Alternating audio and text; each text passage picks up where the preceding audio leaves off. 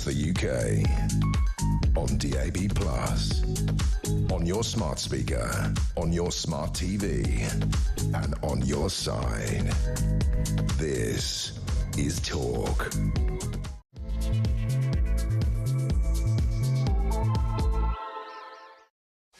There you are. Good evening and welcome to the Political Asylum right here on Talk. I'm Kevin O'Sullivan and I'll be steering you through 3 action-packed hours of news, views and topical debate. You know the score. Get involved, get on the show, get on the phone and call me on 03444 499 1000.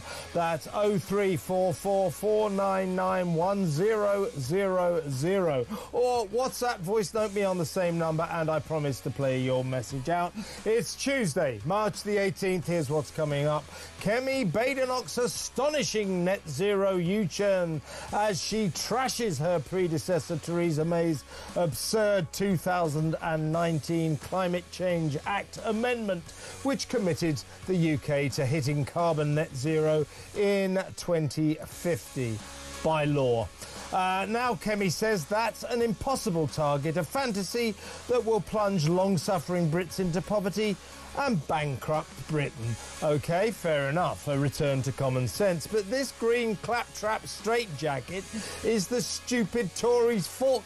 Just like the migrant crisis, the lefty socialists started it.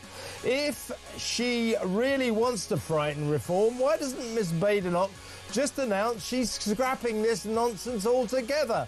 03444 499 1000. In other news, unsurprisingly, Labour has bottled it on cutting benefits. Starmer and Work and Pension Secretary Liz Kendall caved in to the party's lefties and backed down on plans to freeze rises in personal independent payments linked to inflation. So that'll keep on going up, but Kendall and her crew insist they're bringing in a cash-cutting package that will save 5 billion quid. How about we take a look at the million-plus foreigners we're handling benefits checks to? How about telling some of the under-25s who are, shall we say, creative about their mental health issues? No, you won't be signed off for work for life. Get a job. How about maybe not giving free and heavily subsidised brand new cars to 815,000 disability claimants, many of whom are mentally, not physically challenged? Why do you need a car if you're depressed? 03444 499 1000. Also tonight, those people smuggling gangs Keir Starmer is busy not smashing. They're telling cross-channel migrants to sail their small boats into English waters, just wave, and then wait for the Border Force and RNLI lifeboat taxi service to pick them up. Isn't that special? 03444 499 1000. Plus the scandal of £675 million worth of civil servants' credit cards. They spaffed that amount of money on their government-issued credit cards last year. Last year alone, £675 million on credit cards that we hand the Whitehall mob and they go off and spend it on, you know, dinners and lunches in private members' clubs and stuff like that. On one trip to Barbados, our civil servant friends managed to spend nearly £3,000 on their government-issued credit card in a shoe shop, a luxury shoe shop. That's down to you and me. We paid for that. Good, isn't it? Meanwhile, Prince Harry's US visa drama, Donald Trump's 90-minute phone call to his mate Vlad Putin, after which a Russian envoy declared the world to be a safer place. Yeah, sure.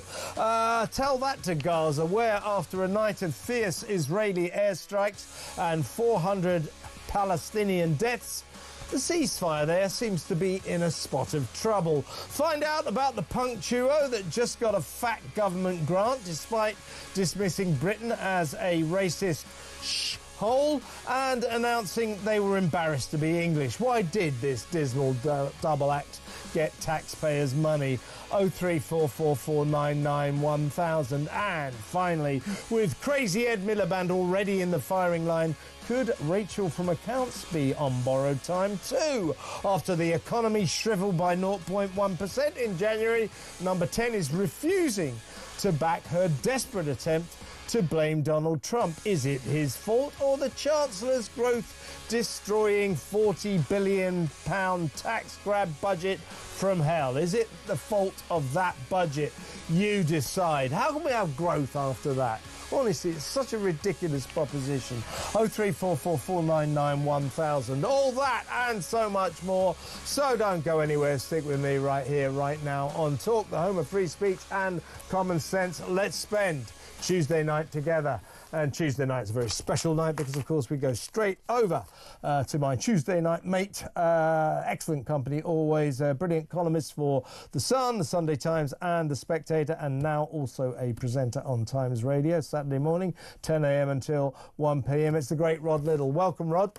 Hiya, Kev. How you doing? I'm all right. Let's talk about net zero first. Now, I don't mind Kemi Badenoch saying that this net zero nonsense, getting us to carbon zero emissions by 2050 is a load of old crap and we won't make it. It's an impossible dream fantasy that will make us poor and Britain bankrupt. I don't mind her saying that, but it reminds me of the migrant crisis. You look at this issue and say, well, whose fault is it? Oh, I know. It's the Tories. It's Theresa May in 2019 who absurdly committed this country to getting to carbon net zero in 2050 by law. So just like the Tories caused the migrant crisis, they caused this net zero mess we're in. And now Kemi Badenoch expects us to say, oh, we'll vote for you because you've changed your mind. I mean, it's a bit of an invidious position for her to be in, isn't it? Yes, it is. And it's an invidious position for her on almost every possible political issue. Yeah. There is literally nothing she can say or do, bless her, where the public rightly would be able to say, but you did it, you caused it. I mean, the great example is NHS England. I don't know if you saw when it was announced that NHS England was going to be abolished overnight, you might have thought that the Tories would come out and say, you can't do this. This is what's holding our health service together. Instead, the Tories came out and said, yeah, good idea, really. We probably shouldn't have invented that. Yeah. You're right. Even Jeremy, unfortunate surname rhyming person, who was the health secretary, even Jeremy Hunt came out and said, yeah, actually, probably a good idea. Yeah, not our finest hour. Not our finest hour. But they've got that on everything. And it reminds me, I've just filed my weekly piece for The Spectator, and I've got something wrong. You've provoked me into realising that. I described the first 100 days of Keir Starmer's government as being the worst government in living memory, and named a couple of others which were quite bad, Edward Heath, for example, and Gordon Brown. I forgot Theresa May. How could I forget Theresa May? How awful that was. And we all have memories of it, and there's nothing they can do. There's nothing they can do on migrants. There's nothing they can do on cutting the appalling waste in our benefits system. We'll do that. We'll come into that in a little while. Yeah. But it's the same with net zero. Now, you and I maybe differ on net zero. I don't agree with it, but I do think that there's climate change, and I think that we're largely responsible for it. But to make these petty, mean-minded injunctions about how we live our lives, when it would add up to, a millionth of 1% of what difference the emissions would be to the world. It's virtue signalling at its most stupid. And Theresa May, that was, again, Theresa May's forte, virtue signalling to be stupid. Yes, and basically trying to be Labour light. She sort of exuded that Tory terror. That, the lefties will get all the votes, and unless we, as she said, we mustn't be the nasty party. Well, Theresa, you rather silly woman. I was thinking of saying something else there, just as well I didn't. Well, Theresa, here's the thing. You're meant to be the nasty party. That's why people used to vote for you. And ever since you and the likes of Cameron and all that gang started trying to be sort of left-leaning and socialist and lovely and be kind, that's you've been declining ever since then. Of course. And this is all net zero. I mean, what I would do if it's back to Cameron. Yep. Yeah. It's back to Cameron. The two things which I remember most from Cameron's regime were, number one, him having a wind turbine affixed to the side of his house in Notting Hill, which even by today won't have generated enough electricity to boil a kettle for 5 minutes. And secondly, jogging in a very green, eco-friendly manner to work, while his Jaguar carried his briefcase behind. Those are that's Tories go green. If the Tories want to go green, here's what you do. Firstly, you get rid of the grouse moors and rewild a bit. That would be a start. Secondly, you invest in technology so that we can actually address these green issues from a position of strength. You know, it would be great to be world leaders in some of these technologies so that we can benefit from this in the end. But they don't do that either. And there's not much difference in what she seems to be saying today than, if you recall, Rishi Sunak did a similar volte-face towards the end of his disastrous regime, saying, oh, well, we're not going to go as fast as Theresa May had in mind. Yeah. But what they should really do is, you know, when you ask, in terms of our mutual positions on this, my view is, you know, I'll accept that we're contributing to climate change. Only a fool would be a climate change denier. Last time I looked, the climate change changes all the time. So to deny climate change is just scientifically stupid. I believe we may be contributing. I suspect that the amount of our contribution to the change is overstated. But what I'm looking for, Rod, is a scintilla of scientific proof that we're causing it. I'll take the consensus to an extent, but given that we have not got scientific proof we're causing climate change, I suspect that the net zero project is taking things rather too far, and the British public don't want it because it has saddled us with the most expensive energy prices in the whole world. That's my view on it. Well, I think most of that's exactly right. I mean, you know, I don't tell anybody, but I'm a bit of a bird watcher. I don't want that getting out, really. But it's sorry, your secret's safe here. Yeah, secret's safe here. But it's by looking at some of the birds which have come into the country, which we just never previously had. And I compare it to when I was a kid. You know, the climate's definitely got warmer. And the general thesis seems to me to be correct about the amount of carbon dioxide in the atmosphere created by the Industrial Revolution. We no longer have any industry, so I don't think we're causing any global warming whatsoever. And the sheer pettiness and stupidity of some of these ideas. I mean, even going back 7 or 8 years ago, when they were going to ban patio heaters, it's self-flagellatory by people who hate themselves. Yeah. That's what it is. It's the self-hatred of the cosseted, affluent left. And they want everyone else to live the same lives as they do. And they're sad, miserable, deadly little people. And every so often, the Conservatives feel a need to emulate them. And then, without fail, within 3 years, when the opinion poll ratings go like that, they say, as David Cameron said, let's drop the green crap. Yeah. All of them say it. All of them say it. Theresa May didn't have time to say it because she wasn't there long enough, but they all say it. Indeed, and if I was Kemi Badenoch, you know, I would scare the hell out of Reform UK by nicking their policy. You know, no net zero policies at all. Yeah, I think that's fair enough. That would scare Reform. This is typical. Is it typical of what the Tories always say? Oh, yeah, well, we're not going to go as far as Labour, but of course we care about the environment, and green policies will still be at the centre of everything we do going forward. Well, why not just say no? They won't be. And what we're going to exactly. we're going to cut your energy bills. How about that? Why not try that? Exactly. And we should be far more imaginative. I mean, I think we should have green policies, but they should be imaginative green policies, which actually improve the way of life for all of us and for the creatures which live in our country, rather than just penalising the poorest of us. Exactly. It makes no sense. Exactly right. Before we move on to the benefits crisis, I also want to ask you about Sir Lindsay Hoyle and his expenses bonanza that seems to continue apace. I'm thinking of starting a campaign called Just Stop Hoyle. It'll save us.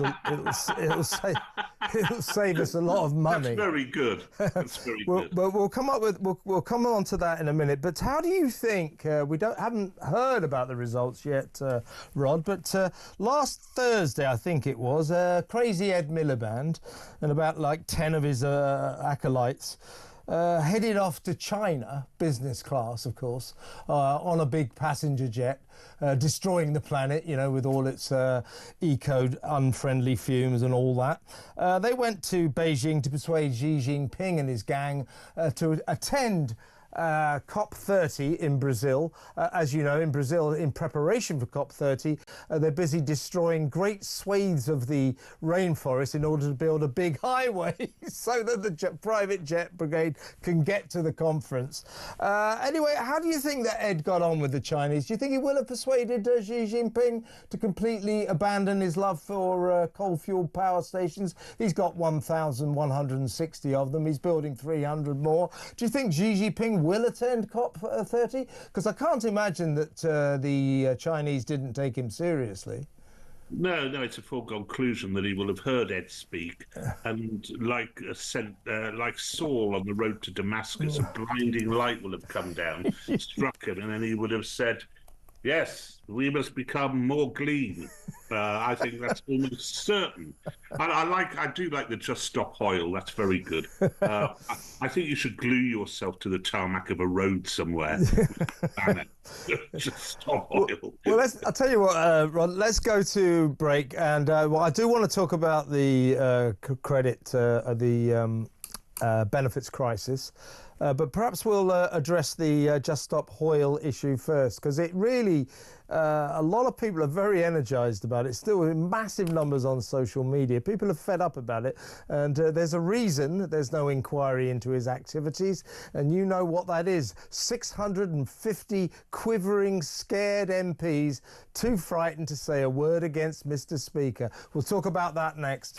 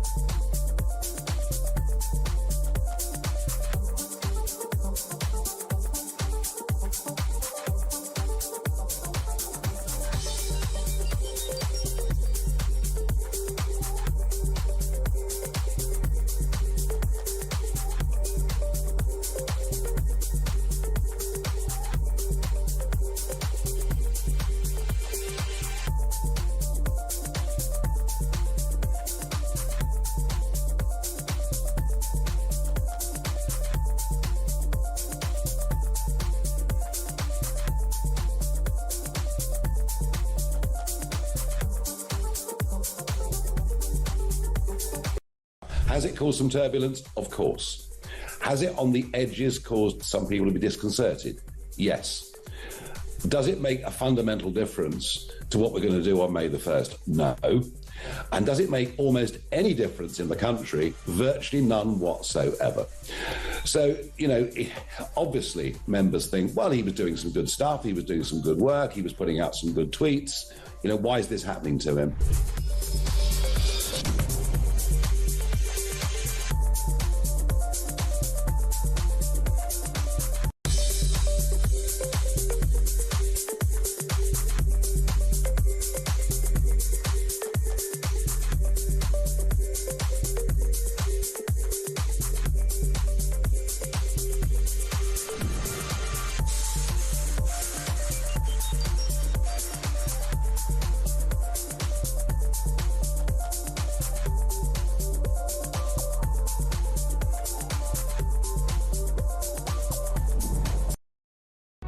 Across the UK, on DAB+, on your smart speaker, on your smart TV, and on your side. This is Talk. Welcome back. We're still talking to Rod Liddle. Rod, you know what they say, that there's nothing more terrifying in politics than a socialist with an expenses account. Sir Lindsay Hoyle seems to be proving that. You've probably seen the stories that in 2 years he spent £250,000, £250,000 of taxpayers' money on 19 luxury globe-trotting trips, staying in hotels costing as much as £900 a night, paying thousands and thousands of pounds for chauffeur-driven limousines in places like Los Angeles and Australia. When he went to the Caribbean, to Montserrat, he even chartered a private jet. He went to the Cayman Islands. He's been to Gibraltar 4 times, taking parliamentary staff with him, whereas it's dubious as to whether or not this was official business, because he's the Chancellor of the University of Gibraltar. No one knows why, but he is. That's not parliamentary business, but he took staff with him. He also took his wife with him. He says he's amended the records to make sure that, she wasn't paid for by the taxpayer. But all in all, this guy is costing us a fortune. We now subsequently learned that one of the guys who kind of underwrites his nice all-expenses paid trips to the Rock, to Gibraltar, where he stays in the Luxury Rocks Hotel, a guy called Albert Poggio, he got him a Commons parliamentary security pass. So he could roam Westminster at will, presumably as some kind of favour repaid. And also the taxpayer has been billed £36,000 for a portrait of this socialist MP from the north hanging in the Westminster corridors of power. Now, I've been calling, as I say, Just Stop Hoyle. I'm not the only one. The Daily Mail has been running a very impressive campaign to bring this guy to some sort of justice, some kind of inquiry, some kind of investigation where he can explain what all these trips are for, why he thinks that he's justified. And yet we can't get a single MP out of all 650 of them to say a word against him because he's Mr. Speaker. We've got a problem here. Of course. I mean, there is one question here. He's the Speaker of the House of Commons. His job is to maintain order within the House of Commons as best as he possibly can. He shouldn't go anywhere. There is no requirement for him to go anywhere. He shouldn't go anywhere. If he does, it should be paid for by people. If, for example, the Parliament of, I don't know, Burkina Faso decides that it wants a lesson in how brilliantly the Brits run their parliament and would like him to come over, they would pay for it.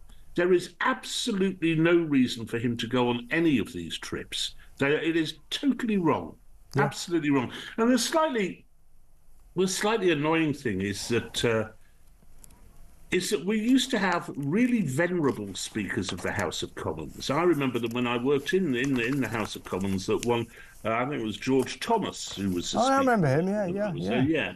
and these were venerable. Gorbals Mick was a bit of a low point, wasn't he? Well, not as much a low point as John Burke. Yeah, no, I stand corrected.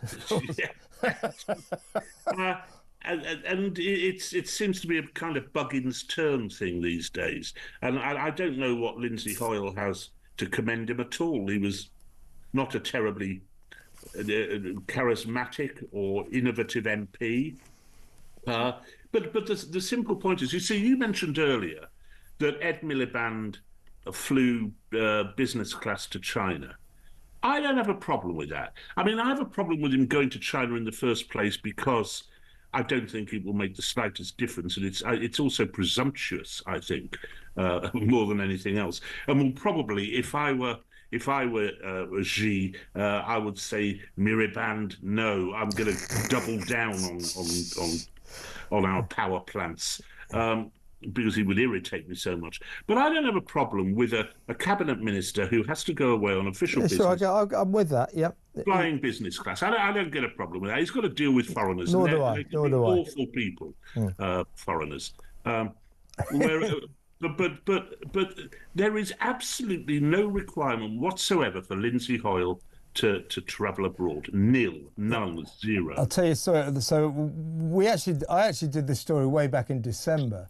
There was a few paragraphs in the Mail on Sunday there, so I lifted them, did the story, and Lindsay Hoyle's office got onto me, or sent me this long email, pompous, rising in fury. He's very quiet now, everyone's onto it, but then he was on his hackles, and his office said to me, "You could," and I was saying, why does he have to spend £29,000 going to the Cayman Islands to learn about how their parliament works? I don't think we really need that. Anyway, I got this letter from them saying, "You clearly do not understand the role of the Speaker of the House."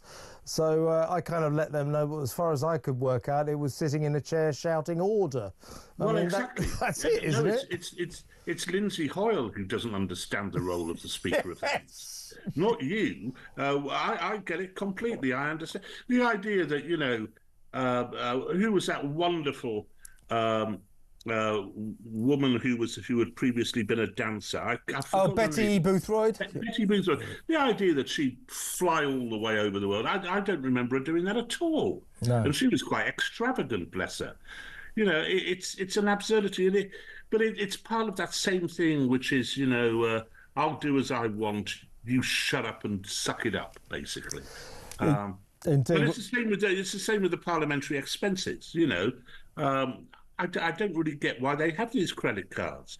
Do it the way we do it, which is, you're travelling on official business, put in a request for expenses. That's what happens everywhere else. And if it includes a few lines of Coke or a bottle of fentanyl, then it'll be shown up, won't it? Exactly right, and that's what excellent expenses they would be. Yeah. Let's very quickly, Rod, should have done more on this, but to be honest, it's quite boring and pretty typical.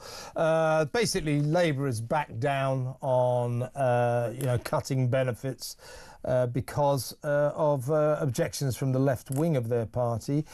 So personal independent payments, PIPs as they call them, now will not be frozen, so they'll keep going up. They say they're bringing in a cash-cutting package that will save £5 billion.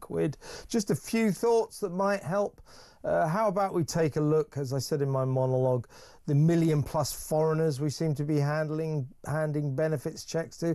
How about telling some of the under-25s who seem to get themselves written off work for the rest of their lives that perhaps they're being overly creative about their mental health issues and they should get a bloody job? How about not giving away free and heavily subsidised brand new cars to, wait for it, 815,000 disability claimants, many of whom are mentally, not physically challenged? Why do you need a free car if you're depressed? And why is 1 in every 5 cars is bought by the government's Motability scheme to give to people on benefits? All of those things. Why don't they get to grips with all of that nonsensical excess? Maybe they will. I think it's a shame that Liz Kendall backed down. But the intent was there. and I think the intent is still there. And the Tories didn't do it, did they? Nope. The Tories paid more and more and more. The problem we have, and it's a problem which they're going to have to sort out, is overdiagnosis. You know, it has become an absurdity. Everything's overdiagnosed these days, but nothing more than mental health and indeed sickness. And it's something which at some point the government is going to have to say, look, we're doing this wrongly. We're stopping people who should be working from working. And I think they will get themselves into this sort of position where they do that. I've begun, God forgive me, Kevin, I've begun in the last month to have a small amount of faith in this government.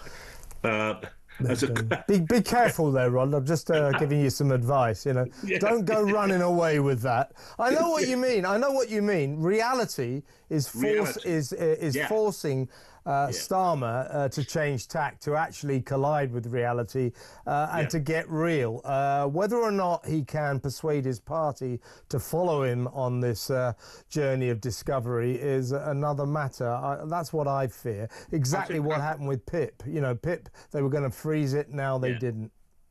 Yeah, no, I think you're right. I think you're right. And it's going to take... I think Sir Keir Starmer has to understand that every time he gives in to the Labour left, which has no real argument on this, by the way, you mustn't hurt poor people. Well, actually, what you're doing by paying money out to people who are not really ill or are not what we would understand as being ill, when there are other people who probably are a bit ill who are going to work every day, because we all feel awful, Kev, don't we? Nearly all the time. Yeah. I get a serious case of depression every morning when I have to get up and go to work. You know? And then I get full of anxiety because the train's late. You know, so that shouldn't mean I don't have to work. But look, I've got to go, Rob. What's your lead in the Sun this week? I think it will probably be benefits, and that's certainly what I've written about for The Spectator. Also written for The Spectator that I think Labour's on the right track at the moment. We had the worst government imaginable for the first 100 days, but they have been bitten by reality and are doing a few good things. Well, I look forward to reading that. And great stuff. Good to talk to you as always, Rod. See you next week. That's the brilliant Rod Liddle, columnist in The Sun, Sunday Times and The Spectator. And don't miss his Times radio show, Saturday morning, 10 until 1 p.m. Well worth a listen.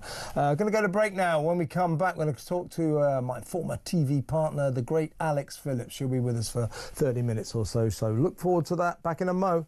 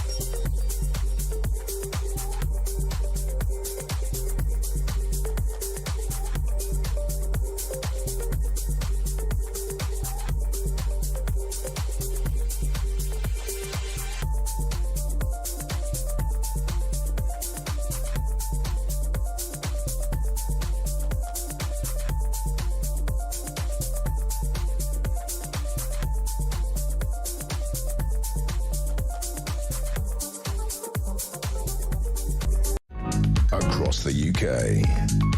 On DAB+, on your smart speaker, on your smart TV, and on your side.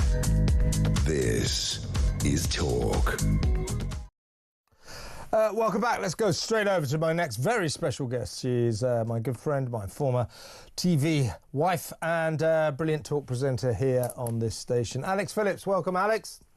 Hello, Kev. Well, it's good to see you. How are you feeling? You all right? That's a loaded question. I'll probably start coughing like an old hag in a moment, but, you know. All right, we'll try not to do that. Save that till after 8 o'clock. Listen, I saw this story at the weekend which really sort of made my hair stand up, really. This is you know those people smuggling gangs that Keir Starmer and Yvette Cooper are so significantly not catching, not smashing? Well, apparently the people smugglers now, when they get the migrants into these small boats and they push them off from the French coast, they tell them this: all you have to do is wave at Britain. So they basically say, get your dinghy or your small boat, and they're not that small, by the way, they've usually got about 90 or 100 people in them. Wait until you cross the dividing line, you're into English waters on the channel.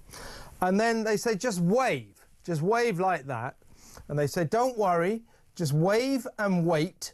And sure enough, and they say someone will come and rescue you. And by that they mean the Border Force and the Lifeboat Water Taxi Service, the RNLI Water Taxi Service, which pretty much sums up our migrant crisis. We're not going anywhere. They're not smashing the gangs, and the migrants are getting this ridiculous advice, which tragically we know is accurate and will work. Hello, we're here, come and get us. Then we come and get them, we take them to Dover or Folkestone or wherever, put them in a 4-star hotel, and we know the rest of the story. This is getting to be beyond a joke, isn't it?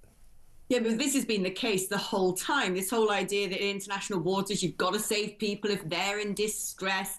You know, therefore, if someone gets into your particular territory and then they just stop and wave, great, you've got to go pick them up and bring them ashore, because otherwise you're a murderous nation. But, you know, these people choose to get in dodgy boats and break into a country. It's a bit like saying, if I go sit in the middle of the motorway, everyone's got to stop and come and rescue me. I mean, you kind of hope cars would swerve out of the way, but how many more times can we do this? Could you imagine during like the Viking invasion, you know, Harold Hardrada saying, like, you know, just get halfway towards the coast of Newcastle and give them a wave. Don't you worry, the Angles and the Saxons will pull you in, or the Spanish Armada. Oh, don't you worry, you just get off the coast of Cornwall, give them a big wave. Hello, we're here, come and get us. It's just mad. And the problem is we've perpetuated this myth that these people are refugees.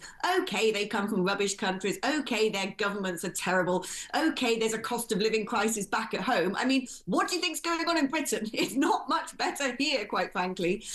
We just need to get real. When a boat gets to that halfway point, it's very easy. You do what Australia did and you push them back so they don't enter the territorial water. And then you say, how about you turn the other way around and wave at France? Yeah, we could turn the boats around. I agree with that, but I'm always told by my maritime friends, oh, that's impossible. It could put lives at risk. I think I've told you this many a time, but I've never understood why, if you turn the boats around and you take them back to France, that could be lethal. But if you just continue them, if you just guide them into Britain, that's perfectly okay. So there's an anomaly there. My policy would be detain and deport.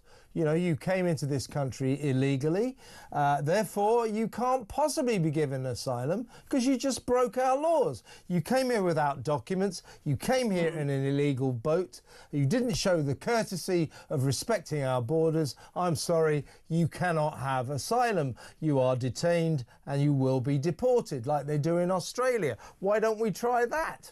Well, this is the trick, isn't it? You said they destroy their documents. That's how they hack the system, because then it's deport them where? Where are these people from? If you don't know where they're from and you can't prove it, it's very difficult to say we're going to send you back to whichever country you came from, because we don't know. What we do know is they came from France.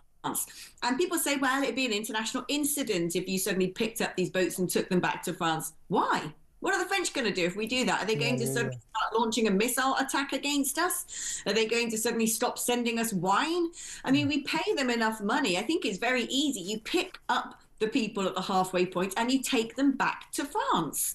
And if we did that every single day for a week, the French would soon get the message that we're not playing the game anymore.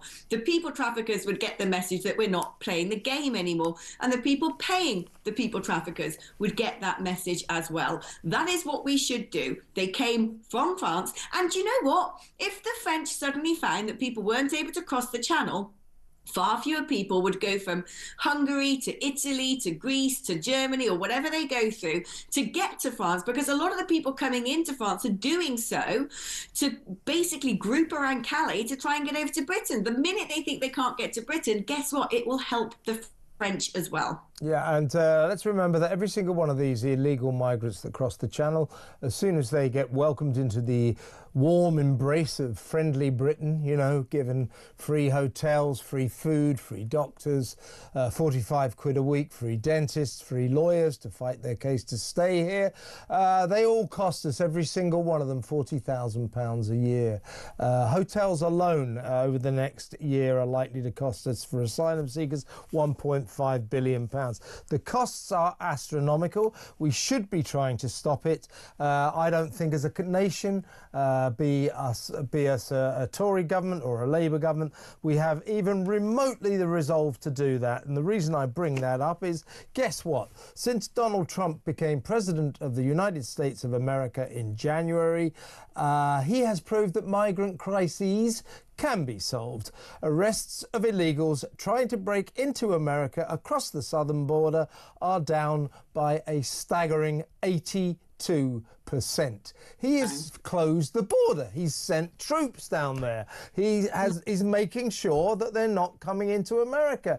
And if they do come into America, they get kicked straight out. They're getting the message. They're not coming anymore. It's all we have to do. Why don't we do that? Why don't we send these people a message? You're not welcome here. You can't stay. Well, I mean, this is what they do in Poland very successfully. They've got massive, chicken wire fences with armed border force who actually fire live rounds between Poland and Belarus, where the Russians and the Belarusians were coach loading loads of randos up to the border to rattle those fences. It's what they have successfully done in Greece with the border of Turkey. The difficulty, of course, is we have a sea border. And what people say is, well, the Channel, it's a very busy shipping route. So if you suddenly have a whole sort of, flotilla of Navy vessels and border force vessels to act as a defensive barrier, how on earth will the P&O ferries and the goods ferries carrying all the sort of lovely produce from the EU to us get through? I mean, it is something that we do have to think about, which is why I think the most easy solution is, if you're meeting someone halfway, you just take them back to France. What are the French going to do? What would the French do if the boot was on the other foot? Yeah, what do you think they would do? Do you think they'd just be like, oh, zut alors, they must all come to France? No, they would probably drag them back to England. Yes, exactly right. And we gave them, the French, £500 million, and they've basically done not very much at all. If I hear one more politician saying we've got to get around the table with France and work out a solution, don't they understand? France don't want a solution particularly. They just want to wave goodbye to the migrants. Here, enjoy Britain, off you go. France will never be a good actor in terms of coming to some kind of arrangement with us. We're going to have to do this on our own, but whether or not we'll ever have the resolve to do that, I think, is very doubtful. And we got this Border Security Command recently given £175 million worth of high-tech, state-of-the-art equipment to smash the gangs. They haven't smashed a single gang yet, having been formed in July, and don't look likely to do so. And even if they did, it's not about smashing the gangs. That's pure headline hunting on the part of the government. Well, smash the evil gangs. Yeah, but even if you did, I mean, there is that nuance that they haven't found a single people smuggling gang and haven't smashed a single people smuggling gang. There's a problem there. But even if they did, it wouldn't work. You've got to stop the migrants. Yeah, I mean, this whole idea of smashing the gangs, the international human trafficking cartels are worth more money than the international drug cartels. You make a lot more money selling illegal transit of people between countries in this day and age than you do selling A-class drugs. And the idea that you can smash the gangs like they're just some toe rags from East London who hang around, you know, on the street corner. These are massive international cartels with a multinational framework. We're talking about people with relationships to terrorist organizations. We're talking about people with relationships to actual states. There are countries with their hands in this because they know how disruptive the migrant crisis is. So this idea that you can smash the gangs and bring down what is the biggest illicit industry internationally, where China has their fingers in it, Russia has their fingers in it, Iran has their fingers in it, the Taliban, Al-Qaeda, you name it, they've all got their fingers in the pie, is utterly ludicrous. There is only one solution as far as I can tell, and it will upset the French, I get that. But that is basically lobbing all these people onto a massive P&O, sending them back to Calais and saying to France, they are going to disembark on your shores. It will create an international crisis. You'll end up with a ferry load of people parked off the coastline of France. But it will send a message to France, you're supposed to be stopping this. And when France says, no, we don't want them in this country, make them look like the bad guys, because they're not doing enough. And like I said, if they were to, I mean, all these people are in plain sight in Calais, right? They're all just like there, being fed by Care for Calais, you know, in tents. Why doesn't France just go and lift them all and take them to a detention centre in France? Exactly right. Listen, I hereby appoint you Prime Minister. You are Prime Minister from now on. Honestly, you could solve it. I know you, Alex, but it's a disgrace, and this government's doing nothing about it. When we come back after these messages, I've got a serious disgrace for you, a real scandal. The amount of money our civil servants are spending on their government-issued credit cards, their kind of expenses card. It's absolutely staggering. You won't believe it. So stick around. That next.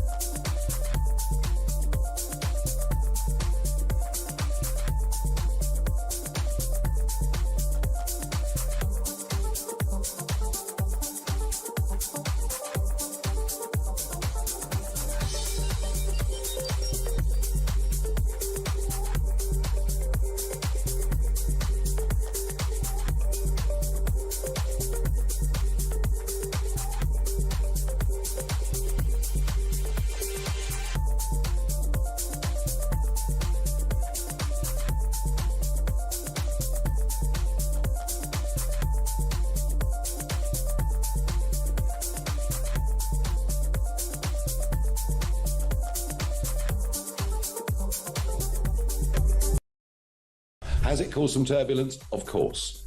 Has it on the edges caused some people to be disconcerted? Yes. Does it make a fundamental difference to what we're going to do on May the 1st? No. And does it make almost any difference in the country? Virtually none whatsoever. So, you know, obviously members think, well, he was doing some good stuff, he was doing some good work, he was putting out some good tweets. You know, why is this happening to him?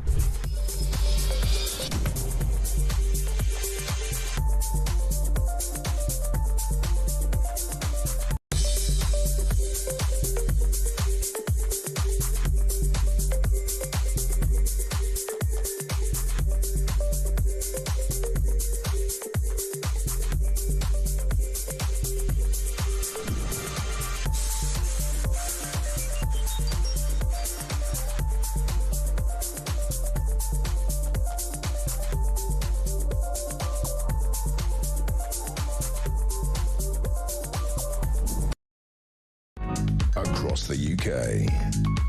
On DAB+, on your smart speaker, on your smart TV, and on your side. This is Talk. Welcome back. I'm still with the brilliant Alex Phillips. Alex, we're going to do this quickly, but I think you're going to be shocked by it. Apparently, the government issues 20,000 credit cards, like expenses credit cards, to our wonderful civil servants. They spend the money on these cards at sort of private members' clubs for lunches, entertaining, that kind of stuff. Also, crystal glassware, premium English sparkling wine. You'll like this. When the Foreign Office staff recently went to Barbados, they popped into a luxury fashionable shoe shop and spent £2,493 on their government-issued credit card. Last year, now, in 2020 to 21, these Whitehall people with their so-called procurement cards spent £155 million. Guess what they spent last year, 24-25? £675 million. They're just going round with these cards that are given to them. They're like their expenses cards, and they're spending it, you know, willy-nilly. 675 grand. Now, Labour government apparently are going to cancel all 20,000 of them. But what a scandal we've got to this point. Well, how ridiculous is that? I mean, it's funny, isn't it, how all of a sudden people get all these glorious expenses when it's not the company's money being spent but ours. I've never worked in a job where I've been issued some sort of company credit card to go out and sort of wine and dine people, because guess what, you have a meeting, especially in the civil service, in some sort of office on Whitehall. I don't know why they're supposed to be going to, like, I don't know what, casinos and restaurants and getting out the old English sparkling wine with their new Gucci shoes that they bought from Barbados or whatever. This is absolutely insane. Who are they supposed to be entertaining and scoring contracts with? P. Diddy? I mean, I don't understand. Civil servants, most veterans are working from home, for God's sakes. So why on earth do they need, like, all these credit cards to go and live the high life when, what are they supposed to be procuring? Oh, you know, we might need some more paper clips for the department. Yeah. We better go out with, you know, yeah, John. well, this is it. They're called procurement cards, but that isn't how it goes. You know, they're not in the Ministry of Defence going, oh, we've run out of staples, Johnny. Can you nip down to W.H. Smith's and get some with your government-issued credit? That isn't what they're for. They're called procurement cards. They're expenses cards. When the Foreign Office, check this one out, when the Foreign Office recently went on one jaunt to South America, a group of Foreign Office staff. This was 38 of them, actually, to attend Prince William's Environmental Awards for his organisation, the Earthshot. They spent £87,000 on hotel rooms. One jaunt.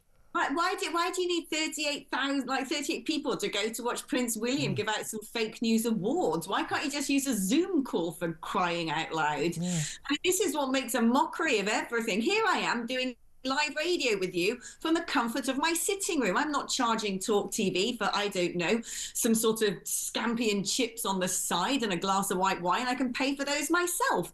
I mean, I don't understand where you end up with these bloated civil services. We really desperately need a Doge in the UK. And it's amazing when you look at all the stuff coming out of America right now.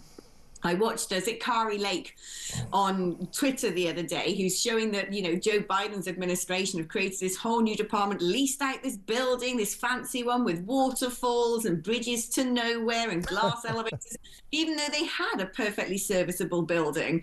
They've also found basically 5 money printing machines that do nothing but just print dollars. I mean, it's absolutely crazy. In the West, we've become like the court of King Karatakis or something. I think this stuff has got to stop. I mean, it sort of feeds into the ongoing scandal of Sir Lindsay Hoyle, the Speaker of the House, who travels the globe at great expense, at our expense, taxpayers' expense, spent £250,000 on 19 glamorous trips in 2 years. God knows why. But I'm just feeling, apart from these Foreign Office people, I told you about 87 grand for one jaunt to South Africa. That's just for hotel rooms. When they went to Barbados, spent that 2,500 on shoes. They also spent £920 at the Nassau Yacht Club in Barbados. They spent £2,900 at an Art Deco cinema in New Zealand, and £673 on a website that sells life-sized cardboard cutouts of celebrities like Harry Styles and the Spice Girls. This has got to stop. These people are taking us, the British taxpayers, for a ride. They're the body politic are too entitled with our money. Yeah, and what's more, like I said earlier, most of the civil service moan when they actually have to go into the office. You've got whole departments covered in cobwebs with tumbleweed flowing through the fire exits because nobody's there. Yeah, so I don't really understand why they're then like, they're not there. Well, we know why, because they've gone down the shoe mart in Barbados. I mean, it just doesn't make sense to me. These people are just a load of pen-pushing Herberts. They don't need an expenses card. By all means, if you want to get them a tube pass to try and, get them out from underneath their slankets on a regular basis, then be my guest.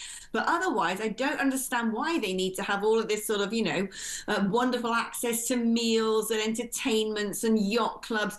You're just somebody who's supposed to get on with the mechanics of running the country. You're not there some sort of celebrity wedding planner. 20,000 of these credit cards handed out to civil service, Whitehall pen pushers, as you say.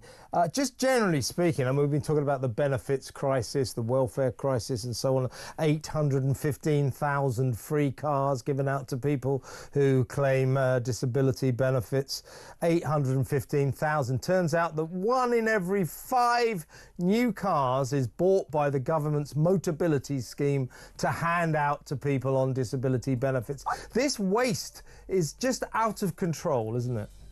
If someone needs a very specially adapted vehicle because they're, handicapped, physically handicapped, and I have some... No, I'm not saying that all of them don't deserve it, but I guarantee a lot of them don't. When you see these people who are getting cars because they've got ADHD or autism or something, I'm like, why can't you buy a car? Yeah, I don't see why you need a new car if you're depressed, but people are getting them if they're depressed. It's ridiculous. I've got to go, Alex, but it's been fantastic to talk to you. As always, great stuff. That's the brilliant Alex Phillips. When we come back, we're going over to America, talk about Donald Trump's amazing phone call to Putin that happened today. Find out all about it after the news.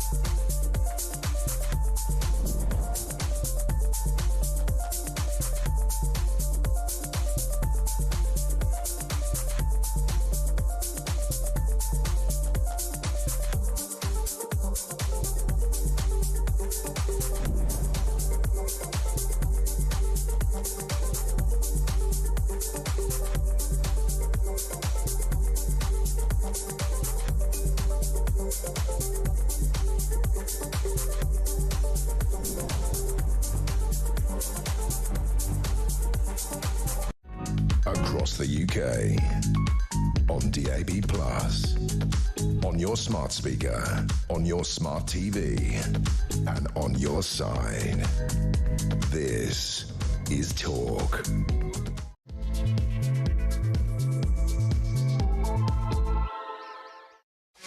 Welcome back. This is the second hour of tonight's Political Asylum. In a little while, we need to talk about Donald Trump's 90-minute phone call with Vladimir Putin. Certain agreements seem to be emerging from that, so I guess a pretty encouraging situation. But you can never tell with the Kremlin, can you? So much for the Gaza ceasefire. A night of heavy Israeli airstrikes, according to Hamas, has killed more than 400 people. So I think we can assume that the ceasefire is over and that war continues apace. Netanyahu vowing that because of Hamas's repeated refusal to release the hostages, Israel will act against the terrorist group with increasing military strength. So it's going to get worse, not better in Gaza. We'll talk about that in just a little while. Take your calls in about half an hour, perhaps, if we can fit some in, and find out about the punk duo who hate Britain. They say it's a British, they say it's a racist shoal, work out what I mean there, and they're embarrassed to be British, but Lisa Nandy, the Culture Secretary, says they're the best of British and they've just received a fat government grant.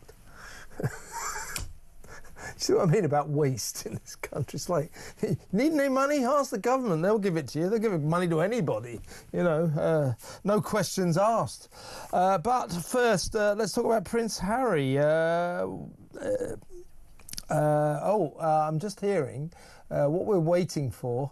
What we have been waiting for is the release of Prince Harry's US visa application, long-running court case, of course, legal case, brought by the Heritage Foundation, the Washington-based think tank. We're going to talk to Niall Gardner, the boss of the Heritage Foundation, in just a second. I was going to get the latest on that situation, but I'm hearing now we may just be able to discuss what is actually in it live. I wonder if Niall Gardner knows. Hello, Niall. Welcome to the show. Yeah, great to be here, Kevin. Many thanks for having me on the show today. Always a pleasure. Now, literally, as I was just introducing you, my producer said that the documents we've all been waiting for have just dropped. I have no idea what is in them. Any idea yourself? Yeah, so the Department of Homeland Security has just released some previously secret filings relating to the court case involving Prince Harry's immigration records. I still need to look in detail at these documents. My understanding is that they're very heavily redacted. No surprise there, frankly, because the Department of Homeland Security, of course, has fought tooth and nail against the release of Prince Harry's immigration records. This does not involve the actual release of Prince Harry's immigration application. And so that is still something, of course, that we need to see. That's the next step. The federal judge ordered the Department of Homeland Security to release these previously secret documents, but they are, I understand, extremely heavily redacted. So I'm going to have to look in some detail through these documents, but this is, of course, not the actual Prince Harry immigration application. And we continue to fight for the release of Prince Harry's immigration records to the American people. So that, of course, is the next step. The issue has been, of course, is what he answered to the very important, crucial question. You know, do you or have you ever been a user of illegal drugs? Something he admitted to in his book Spare, of course. So the question is did he lie in his visa application? Did he say, no, I have never used legal drugs and don't? Or if he told the truth and said, yes, I am a drug user, an illegal drug user, why was he allowed into America? Because technically, never mind living in America, you're not even allowed to visit America if you're an illegal drug user. So we don't know the answer to that question yet? I don't believe we know the answer to that question yet, and we do need to know the answer to that question. And we continue, of course, to call on the Department of Homeland Security to release Prince Harry's immigration records. And I do think that the fact that we have not seen the records released by now, I think that's absolutely outrageous. And we need to see full transparency and accountability put in place here. And the latest documents that have been released, I understand, are very, very heavily redacted. And the U.S. administration should be all about transparency and accountability. And of course, the Biden administration refused to release Prince Harry's immigration records, and we're calling on the new U.S. administration to let the American people know whether or not Prince Harry was open and transparent with regard his drug use on his application. Because if Harry lied on his application, that is a federal criminal offence. That would involve potentially 5 years in prison or deportation. And so the battle continues, of course, to see the release of Harry's immigration records in full unredacted form, and we will continue the fight to see the release of those records. And I do believe that ultimately we will prevail, and that we will see the release of the records. Yeah, well, I've got the kind of summary, very kind of vague summary of what's happened, and there's no sign of an answer to the question, what did he put down on the form in terms of his drug use, but that isn't to say this is definitive, obviously. Now, Joe Biden seemed to want to touch his forelock and bow and scrape to this British aristocrat in the American midst, but Donald Trump not so much. So I can understand the Department of Homeland Security, backing up the then president, Biden, saying, oh, we don't want to let you see this form. But now we've got a different president who doesn't really care, to be honest with you. I think he's like the rest of us. He's quite intrigued himself. Why, then, is the Department of Homeland Security still apparently going to the ends of the earth to spare Prince Harry's blushes? It's a very good question, and I strongly urge the new leadership of the Department of Homeland Security to release Prince Harry's immigration records in full to the American people in unredacted form. And I think there's a clear public interest actually in the enforcement of American immigration law. And if Harry lied on his application, he should be fully held to account. I do think that we need to see the new U.S. administration really fundamentally reject the approach taken by the Biden administration. The Biden administration went to incredible lengths to prevent the release of these records. The Biden administration is now gone, and I believe that the new U.S. administration should release Harry's immigration application as soon as possible. I do think ultimately we will see the release of the records. It's just a matter of time. And these latest documents were only released, of course, by the Department of Homeland Security under a federal court order from a federal judge who said that these secret court filings should be made public. But if they're so heavily redacted that we can't see, key information, this is not transparency and accountability. And the United States administration should be fully accountable and transparent. So this is Judge Carl Nichols who ordered that these papers, this application, should be made public by today, Tuesday. Now, we haven't actually seen the actual papers themselves, but as you say, it looks as if they're heavily redacted. In other words, he's ordered them to be revealed, and yet what you're going to end up with, no doubt, is lots of bits of paper with loads and loads of black lines in it, loads of black pen marking everything out. I mean, presumably you will appeal again and say, well, you know, releasing bits of paper with lots and lots of black lines in it is not transparency. That's, you know, redacting to that extent does not comply with your order, Judge Carl Nichols, to make this application public.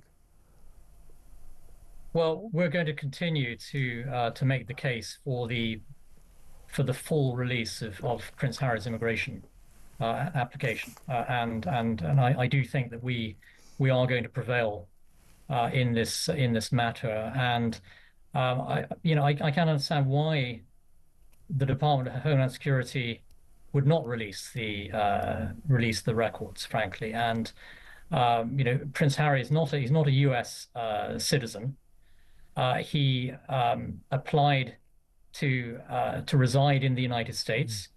Anyone who applies to reside in the United States has to operate in an absolutely truthful manner.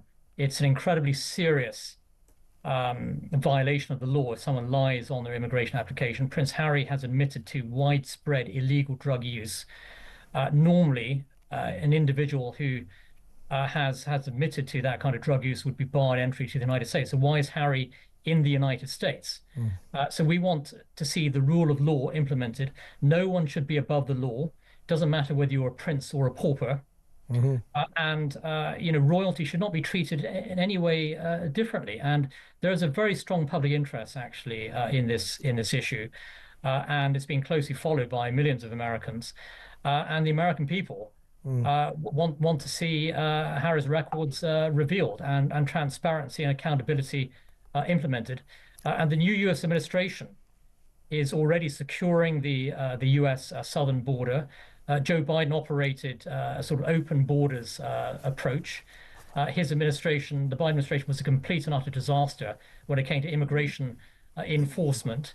And we want to see, exactly what the situation was with regard to Prince Harry's immigration application. Why was the Biden administration protecting Harry's immigration records? I mean, it's very strange. It's very strange. It's strange because, in Britain, we're used to people bowing and scraping to the royals. The American way is supposed to be different. Why are they bowing and scraping to this guy? And I think what's fascinating about your case is it's an either or. There cannot be an uninteresting conclusion to making this application public, because, as I said at the outset, if he was truthful and said, yeah, I'm a illegal drug user, then why was he allowed into America? As I say, never mind living there, you're not even allowed into America for a vacation or a visit if you're an illegal drug user. So if he admitted to it, what's he doing there? And if he lied and said no, then, as you say, that's a serious federal offence. So either way, that is why I think you're performing a public service, because the truth ought to be known here, oughtn't it?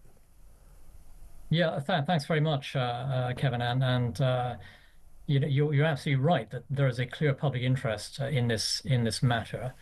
And the American people do not like anyone to receive preferential treatment. That's not the American way. Everyone should be treated equally before the law. And what message does it send if someone like Prince Harry has received preferential treatment? We want to know exactly whether or not he received preferential treatment, whether he was honest on his application. These are questions I think that are very important, because it matters to the American people whether or not immigration law is applied equally and fairly. The rule of law is incredibly important in the United States. And if the rule of law has not applied to Prince Harry, I think that's an extremely serious matter. And so the public has a right to know. At this time, the public has been denied a right to know on this issue. They should be able to see Prince Harry's immigration application and judge for themselves what's in it. So neither of us have seen the full redacted version, so it could just be that we will get to see the drug question, although I suspect we won't. I doubt that somehow or other, but you never know. Either way, we await that with bated breath, and obviously we take it as read that if you don't get what you're looking for, you'll continue this battle. Yeah, I mean the fight continues really on behalf of the American people here, and we believe the truth matters, and the truth will prevail here. And I do believe that we will win ultimately. It's just a matter of time, Kevin. Excellent, excellent. Listen, Niall, we're going to go to break now, but if you don't mind sticking around, I want to talk to you about this extraordinary 90-minute phone call between President Trump and Vladimir Putin today, and what you feel might be the results. So we'll talk about that after this break.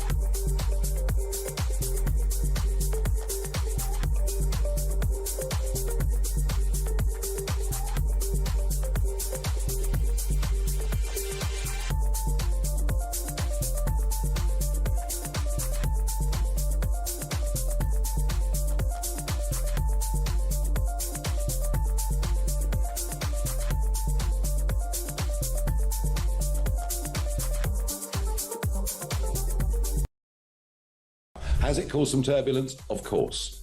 Has it on the edges caused some people to be disconcerted? Yes. Does it make a fundamental difference to what we're going to do on May the 1st? No. And does it make almost any difference in the country? Virtually none whatsoever. So, obviously members think, well, he was doing some good stuff, he was doing some good work, he was putting out some good tweets. Why is this happening to him?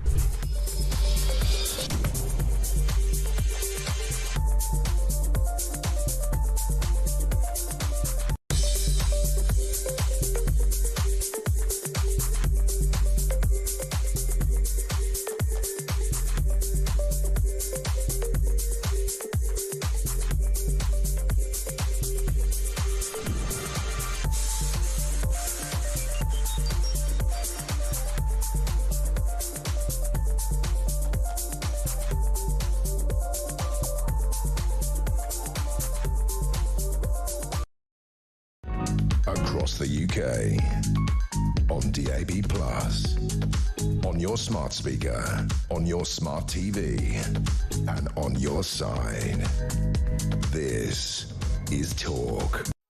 Welcome back. I'm talking to Niall Gardner, who's over there in Washington. He's the director of the Heritage Foundation think tank that, as you may have discerned if you were listening before that break, is the organisation that's trying to get Prince Harry's visa application form made public to find out whether or not he lied about his drug use, his illegal drug use. But I'm glad I've got him, because we could talk about the big story of the day, Niall, and that is that President Trump has just completed a 90-minute phone call with Vladimir Putin in Moscow, and I guess that the portents seem quite good. They have apparently agreed a 30-day partial ceasefire in Ukraine, which would involve the Russians agreeing to stop bombing and attacking energy and infrastructure. So there would be a ceasefire in terms of power stations, etc., etc.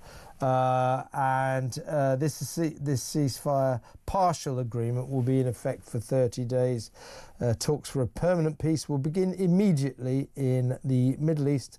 And here comes the rub. Although Putin told Trump that he has several conditions he wants met in order for the fighting to end. What's your take on this? I mean, will it come to anything? I mean, I don't want to be a pessimist.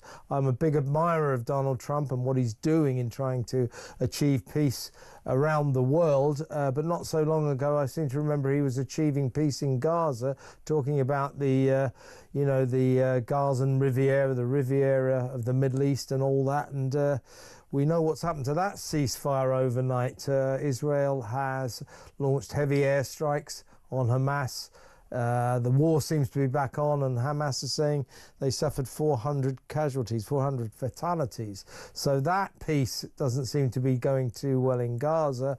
What's your take on their 90-minute chat about Ukraine? Are you optimistic that this will lead to peace? Well, I think it's a positive first step. I'm bearing in mind, of course, dealing with the Russians, especially the treacherous Putin regime, is very difficult, and we're dealing with a very, very hostile, aggressive actor in Moscow, and we've seen the barbarism and the savagery that Putin's regime is capable of in Ukraine and other parts of the world as well. Donald Trump clearly wants to bring an end to the war as swiftly as possible to save large numbers of lives. He made this a key campaign promise, actually, when he was running for the presidency, and he's now seeking to deliver that. And I think in many ways, I mean, Donald Trump is the only figure in the world who can actually negotiate an end to the war. Trump made a pledge to the American people that he would do so, and he's now, I think, doing all he possibly can. I do think it's an encouraging early start in terms of the negotiating process. And as White House officials made clear today, there were no concessions made to the Russians. Trump has made it absolutely clear that Russia needs to come to the negotiating table. Otherwise, they may well face potentially crippling sanctions from the United States. So, Putin clearly fears American global power. Putin doesn't fear the European Union, or Ursula von der Leyen, or Emmanuel Macron, but he fears Donald Trump. Mm-hmm. And I think that U.S. power here makes all the difference. And Trump wants to save as many, especially Ukrainian lives, as possible. In fact, he issued a statement on social media just a few days ago, urging the Russians to hold off from attacking retreating Ukrainian forces and to spare their lives. And so, this is a president who I think is very concerned about saving Ukrainian lives, and the Russians all along. I mean, they behaved in an immensely barbaric fashion. But the reality is that Trump is having to negotiate with an odious villain like Vladimir Putin to end the war, and that's just a reality that Washington faces right now. There's also talk of a kind of maritime ceasefire in the Black Sea. all around Odessa and everything, which would allow cargo to transport more easily around that troubled area. And this is interesting, Niall. The White House is indicating that Vladimir Putin may join Donald Trump and America in a statement of support for Israel over Iran. That would be significant. Yeah, that's an interesting idea. I've not seen the details on this, but I have to say that the Russian regime under Putin has been a big supporter in the past of the Iranian regime, and if Putin's going to back off from backing the mad mullahs of Tehran, the only reason for that is because of US power, and Donald Trump represents a strong, decisive US leadership on the world stage, as we saw with the US airstrikes against the Houthi rebels, who are armed, funded, backed by the Iranian regime. And of course, Iran, in many respects, has been a client state of Moscow in recent years. So the fact that the United States under Donald Trump is really whacking the daylights out of the Houthis, and also, whacking the interests of the Iranian regime, that directly hits actually the interests of Russia and Putin as well. And so it's very good to see the United States, undermining, of course, Russian interests in the Middle East. And that's something that Joe Biden never did at all. In fact, Biden appeased the Iranian regime, did nothing, frankly, about Russian support for Iran. But I think the Russians realize that with Donald Trump, he's a far tougher figure than Joe Biden or Barack Obama before him. Do you think that the real stumbling block may come in terms of Putin's territorial demands, which may prove a bit much for Zelensky in Ukraine? I think that Ukraine will roll over for Russia's refusal to let them join NATO. I don't think that's going to be a massive problem. But territorially, I hope Trump succeeds here. We all want to see an end to that horrific war, the horrible killing fields in the east, where hundreds of thousands of young men are dying in horrific circumstances. We all want to see that end, but you wonder just how committed to the peace process Putin really is. Putin, I think, is one of those people who's perfectly capable of telling you to your face, I guarantee you I'll do this, and then the next day he'll do something else, something different. I think that might be a worry. And, it's like Ronald Reagan said, peace is easy. All you've got to do is surrender. I think that Zelensky might take that view, that Trump is steering him towards what effectively for Ukraine will be a kind of surrender, giving Putin all the territory he wants, agreeing not to join NATO, etc., etc. Do you fear that Putin's demands might be let me put it another way. Do you think Putin might compromise on some of his demands? That's a very good question, and we should never underestimate, I think, what Putin is capable of doing in terms of his aggressiveness and his complete disregard for the free world and for human life, frankly. And what the Russians have done in Ukraine is absolutely appalling. The reality, I think, and Zelensky has acknowledged this publicly, it's incredibly hard to get back the territory the Russians have taken, about 20% of the country. In order to take that territory back, that would involve a war on a massive scale by the West to retake it. And I don't think there's any appetite for that in the United States, or indeed in Europe as well. It would be World War III, frankly, to take back that territory. Hopefully, a future Russian regime post-Putin would view things perhaps somewhat differently. But right now, we are dealing with, a Putin war machine that is vicious and brutal, and to get the Russians out of that remaining Ukrainian territory is incredibly difficult, and it would involve, frankly,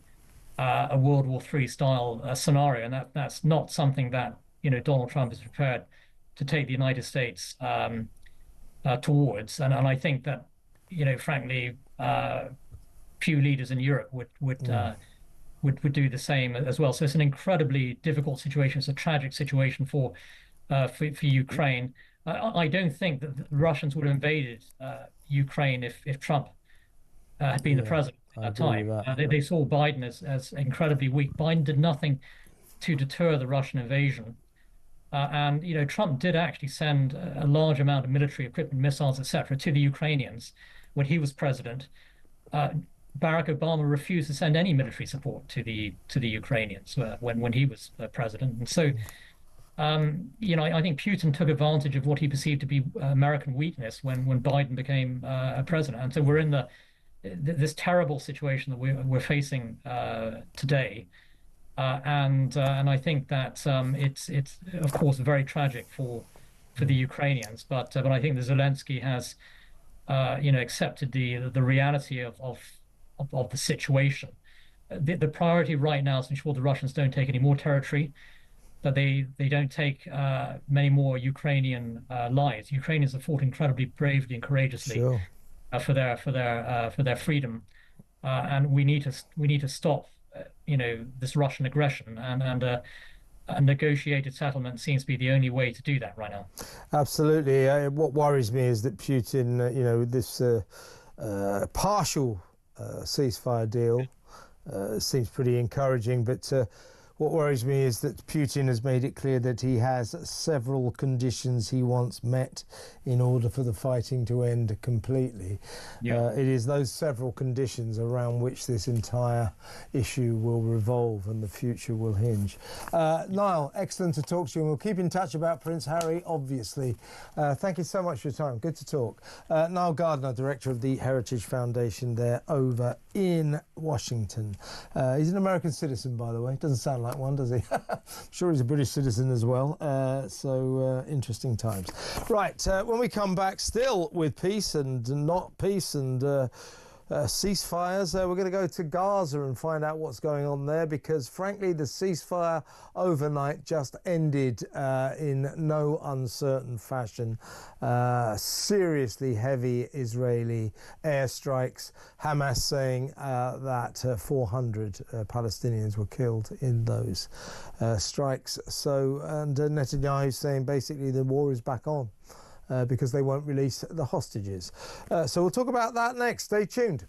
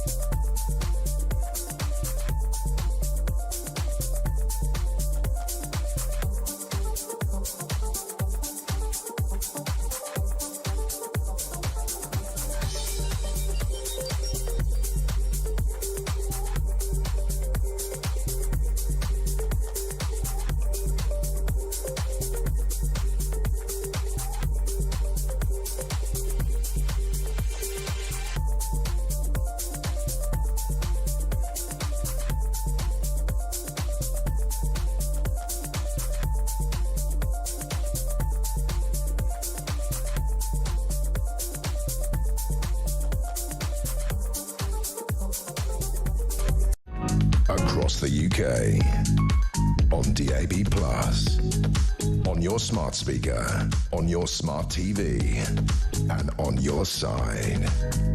This is Talk.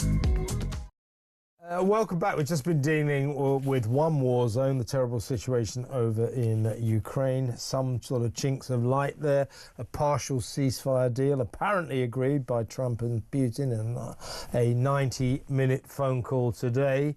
Hopes that partial ceasefire will become complete. I believe that when I see it, but you can't complain. At least some progress is being made. Anything that helps to end a war is always good. Now, we did have hopes in Gaza, where there has been a ceasefire in place for some time now, with Hamas, that illegal terrorist organization, agreeing to release all of the Israeli hostages. Well, they basically haven't done that. They've reneged on their deal in a number of ways. And overnight, Israel lost its patience and unleashed some seriously heavy airstrikes, killing, according to Hamas, 404 people. But a serious attack. Benjamin Netanyahu saying from now on Israel will act against Hamas with increasing military force. Frankly, the way they behave with the hostages, some of them being killed, and the big theatrical, disgraceful scenes they've made about releasing them, I don't blame Israel for being very, very upset. Let's talk to the former Deputy Mayor of Jerusalem, Fleur Hassan-Nahum. Welcome to the show, Fleur. Good evening. Your thoughts on what's happened overnight and where we stand now? Did Hamas deserve that? Well, you're dealing with a genocidal terrorist group that cares less about its own people than their own crazy jihadi ideology. They put their own children in harm's way on purpose. They use them as human shields. So what can we expect from a group like this? Any type of good faith, any type of integrity? Of course not. Whatever they do for their own survival, of their leadership. And so what they offered us in the last negotiated deal is 1 living hostage and 4 dead ones, when we know there's another 25 alive. And the time is ticking because they're being tortured and they're being starved. So how much longer will those living hostages survive? Can any country accept such a farce of an offer? And going forward, Netanyahu says, these are his words, because of Hamas's repeated refusal to release our hostages, Israel will act against this terrorist group with increasing military strength. So is this kind of the end game? Is this it? Has Israel just had enough of Hamas and will now continue until they're completely wiped out? I mean, I've seen some of these scenes, even the hostages they have given up, handed back. I mean, the scenes have been disgraceful, turning them into showbiz, playing music, acting as if the hostages are very grateful for the wonderful treatment they've been handed out. I mean, it has been a disgusting spectacle to see. Has Israel basically drawn the line, had enough now? Well, we put up with all of that as long as the living hostages were coming out. We put up with that ridiculous monstrosity that they call a scene where they were giving goodie bags and certificates and the Red Cross signing it all with them. Honestly, you can't make this up. And I believe that the world seeing that began to wake up as to who we're dealing with. But I think what's important to understand is that Hamas are the Muslim Brotherhood. The Muslim Brotherhood are Qatar. Qatar are in the UK. They're funding universities. They're funding protests. They own more land in London than the king. And so this is not just Israel's problem. This is a much wider war that civilization and free societies are having with Islamic jihadi fundamentalism. We are just the first stop. And when you see what goes on in your country, what I find incredibly fascinating is that nobody is connecting those dots. And Fleur, let me know what you thought about our wonderful Foreign Secretary here in Britain, David Lammy. His response to all of this is to announce that by blocking aid convoys into Gaza, allegedly, Israel is breaking international law. Don't you get sick of these people, these socialists who run this country, always having a go at Israel? Well, you're damned if you do and you're damned if you don't. They have to decide whose side are they on. Are they on the side of jihadi fundamentalist terrorists that want to actually make Britain into a jihadi state? Or are they in favor of the only liberal democracy in the entire Middle East? Or are they in favor of people who subjugate women and kill gays? I still don't understand what side David Lammy is on. But let me just tell you, I want to ask David Lammy whether Churchill was criticized for not sending humanitarian aid to the Germans as he was bombing them to win the existential war for humanity. I'm sensing, Fleur, by the way, I share your frustration that you are not happy with the support you've been getting from Britain. I mean, we've been, like, I think, fairly good, but then all of a sudden we announced that if Benjamin Netanyahu comes to Britain, he will be arrested under international law. Then you get Lammy saying, oh, well, you're breaking international law by blocking these convoys.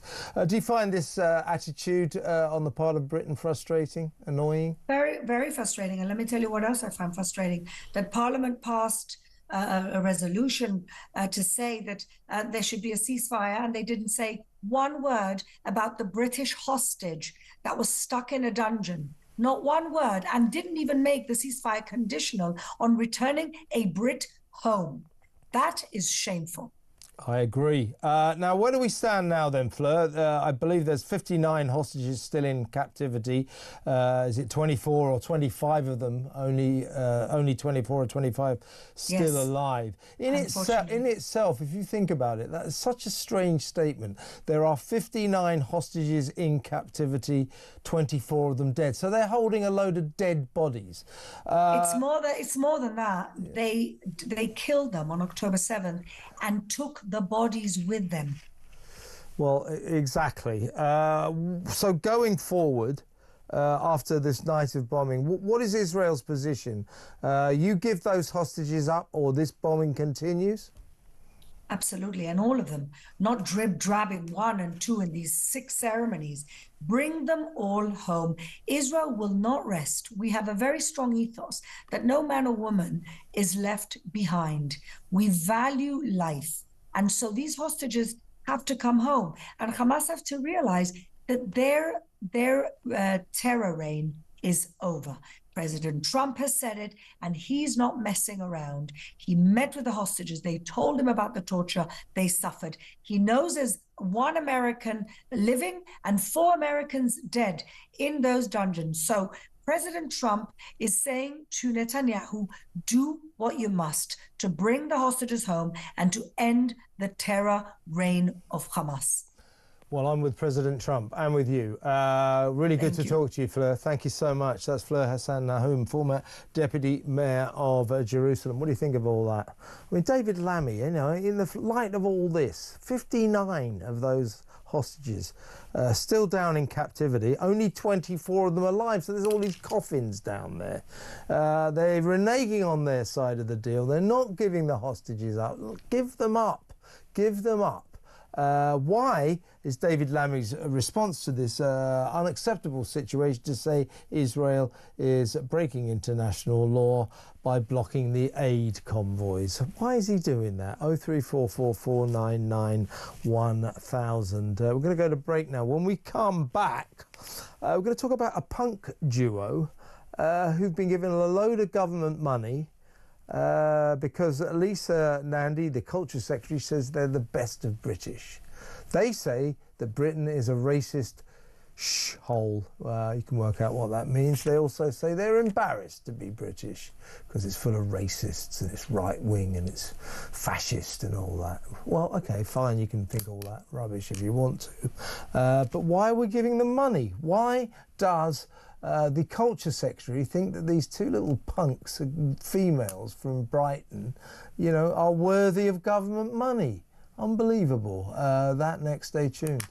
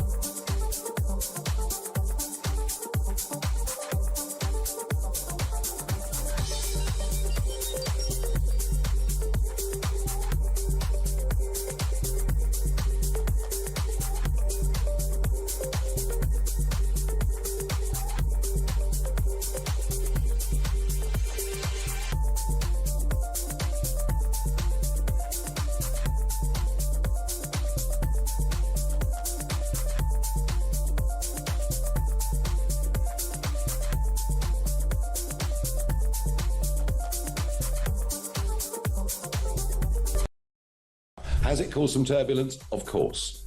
Has it on the edges caused some people to be disconcerted? Yes. Does it make a fundamental difference to what we're going to do on May the 1st? No. And does it make almost any difference in the country? Virtually none whatsoever.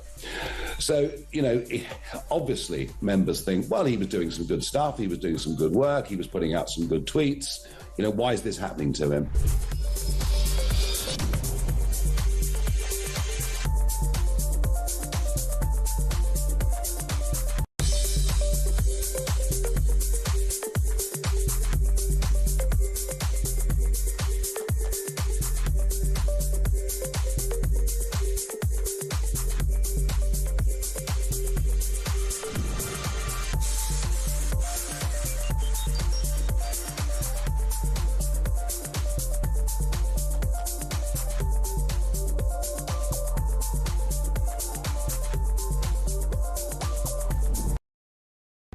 Across the UK, on DAB+, on your smart speaker, on your smart TV, and on your side. This is Talk. Welcome back. Let's talk about Lisa Nandy and a punk group. They're from Brighton, and they are called the Lambrini Girls. There are two of them. One is called Phoebe Lunny. They're always called things like Phoebe, aren't they? And Pandora, Antarctica, names like that. Anyway, so Phoebe Lunny and Lily Makera, they form the Lambrini Girls. They're a punk duo, apparently. They call Britain an extremely racist shithole. They're embarrassed to be British. So why has this dubious double act been awarded a share of a £1.6 million grant from the government-funded Music Export Growth Scheme? Lully and Lily, the Lambrini Girls, no, me neither, I never heard of them either. They're going to use this money to promote their new single, God's Country, abroad. Good luck with that, girls. By the way, talking about Lisa Nandy, we've been talking about government expenditure. Just a side issue, not connected to this story, but this is extraordinary. She apparently, or her department, the Department for Culture, Media and Sport, spent £1,200 on two ministerial folders. Apparently this expenditure was part of the department's operational costs. Now, I don't know what a ministerial folder is, but apparently they come in at 600 quid each. Seems like a lot, doesn't it? Anyway, you know, have money, have taxpayers' money, will spend. That seems to be this government's outlook. So anyway, let's talk, though, about the Lambrini girls that Lisa Nandy said were the best of British, even though they seem to hate Britain. Let's talk to historian and broadcaster Rafe Heidel-Mancu. Hello, Rafe. Well, this is another example, is it not, of people who undermine our traditions, hate this country, being feted by our government, which some people may argue don't particularly like Britain either. What do you make of this? A bit ridiculous, isn't it? Yeah, I'm so tired of all of this nonsense, Kevin. You know, why are we funding people who actively hate this country? And if they're a decent band, they shouldn't need to be subsidized, right? If they have good quality content, people will be paying them more than enough themselves. But I have to say, in preparation, I stupidly played one of their tracks. Oh, you know what they sound like? I don't. Well, how was it? I'd rather listen to two foxes making love under my window at 3 a.m. than listen to those shrieking banshees a second time. And what I loathe, actually, most of all, is, you know, the level of ignorance in their attacks on Britain. You know, there's such a childish jejune attacks that Britain's extremely racist, for example. Really? Compared to where precisely? I'd love them to try to name just 5 countries that are less racist than Britain, because you can't. Yeah. Because we are the world's 3rd least racist countries, behind only Sweden and Brazil. But, you know, they're saying all of this stuff in their little, you know, cozy echo chamber in Bijou, Brighton, full of far-left people like themselves, and they haven't got a clue about the reality of life in other countries, or how lucky they are to actually be in Britain. And as you say, this is the pair of anti-British nitwits that Lisa Nandy, our own culture secretary, says are the best of British culture. I mean, the closest culture to them is bacterial culture, as far as I'm concerned. Their outlook, their views are like something you kind of hear, you know, from 15-year-olds. That they said of Britain, think colonial whole chunk of land, thriving off unhinged nationalism, fed to us by the right red hand of unelected prime ministers. Rishi, Cameron, Cummings, Starmer, you're all on our list. Singer Phoebe added, I think it's embarrassing to be from England. We're extremely racist. We're extremely xenophobic. Our government are fascists. I don't understand why anybody would be proud to be a part of that. Juvenile claptrap, you know, from people, well, you know, from adults trapped in childlike bodies. But fine, you know, you can think all this. But the point is why is the government giving them money? And that's the point here. Look, they've got freedom of expression. And 30 years ago, I wouldn't have been annoyed. Well, I would have been annoyed, but I wouldn't have cared too much about their being funded even. But Britain faces, you know, an existential crisis. You know, our culture, our history, our way of life, everything is being undermined in this country. The British people are constantly being demoralized, told that they've got nothing to be proud of, that, you know, everything about Britain is evil or broken, that we've achieved nothing. And stories like this one is just part of this daily sort of drip, drip, drip war of attrition, the constant erosion of our confidence in ourselves. And it can't continue. We need to push back. You know, we need to resist all of this. And the best way to do that is through our wallets, because this isn't government money that's being spent. The government doesn't have any money. This is our money. And why should our hard-earned money go on people who actually loathe this country? You know, when we were kids, the Americans used to say, America, love it or leave it. I think we need to have precisely that sort of attitude in this country. And some people will say, look, it's their freedom of expression that's being attacked here. No, of course, they're free to do what they want, but the freedom of expression doesn't give you the right to be funded by us. Yes, and when Lisa Nandy says they're the best of British, I think it's a window into the tortured psyche of this government. Starmer and his crew, Keir's crew, the cabinet particularly, but loads of these backbench MPs as well, you know, secretly they don't really like this country at all. They don't like our sovereign borders, they don't like our culture, and therefore they end up giving money to bands like this, punk duos like this. But I think actually we need to expand the discussion beyond that, because this is actually about the wider war on our culture by all of these cultural institutions. You know, they all receive public funding, the same body that's giving this money to this stupid band. They're just part of a motley crew of organizations that are dominated by nihilistic, self-loathing, kind of, you know, anti-Western ideologues. And if these bodies, you know, museums, galleries, quangers, if they're going to continue to promote this sort of rubbish or promote anti-British exhibitions, lecture us about the evils of our past, make us feel guilty about, you know, everything from slavery to the British Empire, then we should close the purse strings and they should lose their funding. You know, Arts Council of England, notorious one on this, Tate Britain, the National Theatre. I mean, you know, there are hundreds of these organisations, and it's even more relevant today, of course, because we're cutting pensioners' winter fuel allowances, we're slashing benefits. We need to increase defence spending. We quite rightly cut international aid. So why on earth are these loonies still getting our money? Yeah, why are we giving money to the Lambrini girls? I mean, it plays into a story I did last night, Rafe. I think we tried to get you on about it, but you were, as always, booked somewhere else, a very busy, in-demand man, about Shakespeare, the Shakespeare's Birthplace organisation, Shakespeare's Birthplace Trust, I believe they're called, who are going to decolonise Shakespeare's birthplace in Stratford-on-Avon because this business of him being regarded as a universal genius is nonsense. It's just Western white supremacism.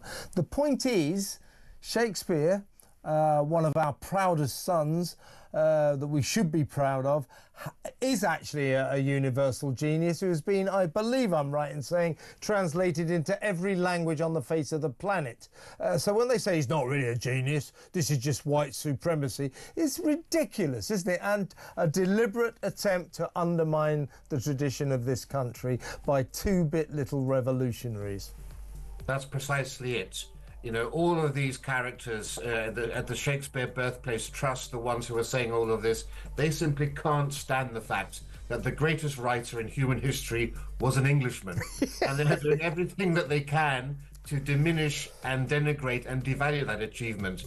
But you just have to look around the world to see the universality of Shakespeare. As you just said, you know, in China, they actually asked permission from this trust to build Shakespeare's birthplace in China using Elizabethan techniques. They have national festivals about Shakespeare in China. I'll tell you. In Japan, you've got Kurosawa. I know, I've seen Japanese Shakespeare productions. They're astonishing. I've got to go, Rafe, but excellent to talk to you. Always a pleasure. Rafe Heidelmanku there, historian and broadcaster. We'll be back in a little while to decide on the fate of Rachel Reeves. Stay tuned.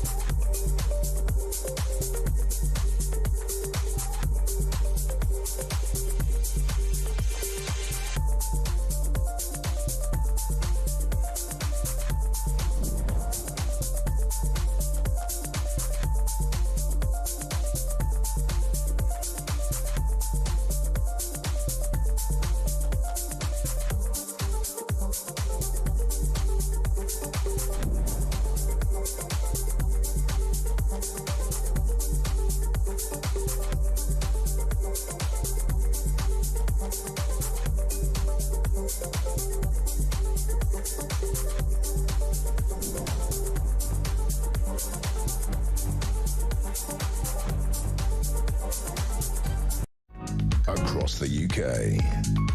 On DAB+, on your smart speaker, on your smart TV, and on your side. This is Talk.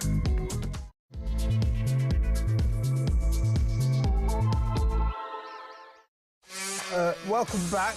In about 20 minutes or so, we're going to be taking your calls for the rest of the show from 20 past 9 all the way to 10 o'clock. Got quite a few lined up, but please get involved. Net zero. Why don't we just get rid of it altogether? Kemi Badenoch's sitting on the fence. Oh, we're not going to be quite as into it as we used to be. Oh, but that 2050 net zero, oh, I don't think we can make that. Just cancel it. Just get rid of all of that green claptrap so that we no longer have the highest energy bills in the country. Plus £675 million spent last year by civil servants on government-issued credit cards. We paid for that. That's for private lunches in private members' clubs, dinners, entertaining, 2,500 quid worth of shoes in Barbados, and the list goes on. Free stuff. We just heard Lisa Nandy. What was that? £1,200 on two ministerial files. What's a ministerial file and why do they cost 600 quid each? It's out of control, folks. It's out of control. What was it? We found out that when a bunch of Foreign Office officials went to South Africa, 38 of them, to celebrate to some kind of Earthshot function, you know, Princess William's environmental organisation. 38 of them went and spent £87,000 in a hotel. This is all on our expense. This has got to stop, right? And including, of course, Just Stop Hoyle. We must stop Lindsay Hoyle spending all this money on all these free trips that we pay for. Why does the Speaker go to the Cayman Islands or Australia or Los Angeles? Why does the Mr. Speaker of the House need a private jet, which he chartered in Montserrat? What's he doing in the Cayman Islands? You know, the Speaker of the Mother of all Parliaments doesn't need to find out anything from the two-bit little parliament in the Cayman Islands, does he? But it's a nice place. He spent thousands and thousands. He spent thousands of pounds hiring chauffeur-driven limousines. Went to Gibraltar 4 times. Took his wife. Unbelievable. Give me a call. Let me know what you think about this. Will we get peace in Ukraine? Are you encouraged by the 90-minute phone call between Donald Trump and Vladimir Putin today? 03444991000. And also your thoughts on Gaza, where the situation has got considerably worse, significantly worse overnight, with Israel launching some serious airstrikes. More than 400 Palestinians dead, we are told. But Netanyahu said it's going to get worse because you won't release our hostages. It's about time they release the hostages. 54 of them left, or 59 of them left, I think, but only 24 are alive. About time they just gave them all up, isn't it? 03444991000. And should that punk group be getting government money? The Lambrini girls who hate Britain, really hate it. They're embarrassed to be British. They think this is a racist shithole. You know, great, think what you like, but why would we be giving them taxpayers' money to promote their little group? Unbelievable. 03444991000. Taking your calls after this next story. Now we're going to talk about Rachel Reeves and perhaps a couple of other possibly fragile cabinet members as well, but mainly Rachel Reeves. So let's go straight over to former Tory advisor, research fellow at the Centre for Policy Studies, James Price. Good to have you on the show, James. Great to see you, my friend. How are you? Very good, very good. I must get you on more. I'm always mentioning your name, but you're usually on some other show, you know. But good to have you on this one tonight. Now, let's talk about Rachel Reeves. You know, she's going through a tawdry, difficult time at the moment because last month, far from growth, we experienced in this country a 0.1% shrinkage of our economy. She immediately announced, old Rachel from a council, this is due to international vagaries and Donald Trump's tariff war. Now, she was slapped down by none other than number 10 Downing Street, who said, no, it's not.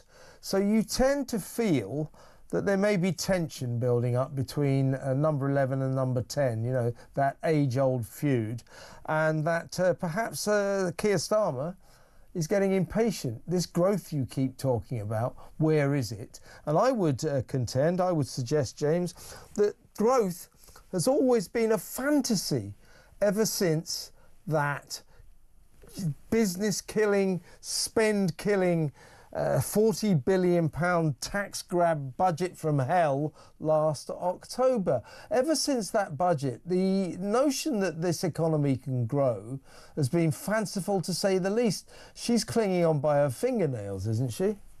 Yeah, I think you're probably right there. And the economy is contracting faster than the bold claims on Rachel Reeves's CV, isn't it? I'm going to lay into her in a second, but I do just want to sound a bit of caution here that Rachel Reeves is probably the only person around that entire cabinet table who has any actual experience of working in the private sector. So as dreadful as she's been, and as dreadful as I'm going to paint her to be now, she is probably the best that the Labour Party has got. And I know I'm pretty partisan, and I think that the socialism is evil and all the rest of it, but that's the best they've got. And so if she does end up going, because she can't get growth going, and I think she probably won't be able to get growth going, we should be a little bit careful about whatever comes next, because whilst Labour will have a chance, there'll be a little inflection point when things don't get any better for them to change course. I'm very scared that instead of actually becoming pro-business, like they lied and claimed that they were, they're going to double down on all the socialism and all the evil and all the control. So let's just watch out for that. But on Reeves herself, you're right. The budget that she put through was not prepared by anybody. There was nothing smart in there that was pro-business, as she'd promised. As you say, a massive tax grab, massive more control for the government, less freedom for business to do what they want. And what has been the result of that? More people leaving this country, more millionaires leaving this country than any other country in the world. And they're all going to be fleeing to places with lower taxes, with more safety on the streets, whether it's in places like Dubai, whether it's places like America, Singapore, places that manage to combine safety and business-friendly environments. And why would you bother then investing money in the UK at the same time? These are clearly people who don't understand how the economy works at all. And do you actually feel that it can be safe here? You've now got people inside the Labour Party, everybody's favourite Diane Abbott, coming on and saying, we should have a wealth tax. And when she's asked, well, will that not have some negative consequences? She says, I don't know. Right, so that's the level of economic incompetence we've actually got. Search me. Behind Reeves. I mean, as I say, the national insurance rise, which of course they promised us wouldn't happen. I mean, that literally has killed a lot of small businesses and medium-sized businesses, and is even putting very big businesses under intense pressure. I mean, if you run a business that's, say, got 10,000 employees, suddenly you've got to pay 10,000 national insurance rises. It comes into millions and millions of pounds. It is really stifling.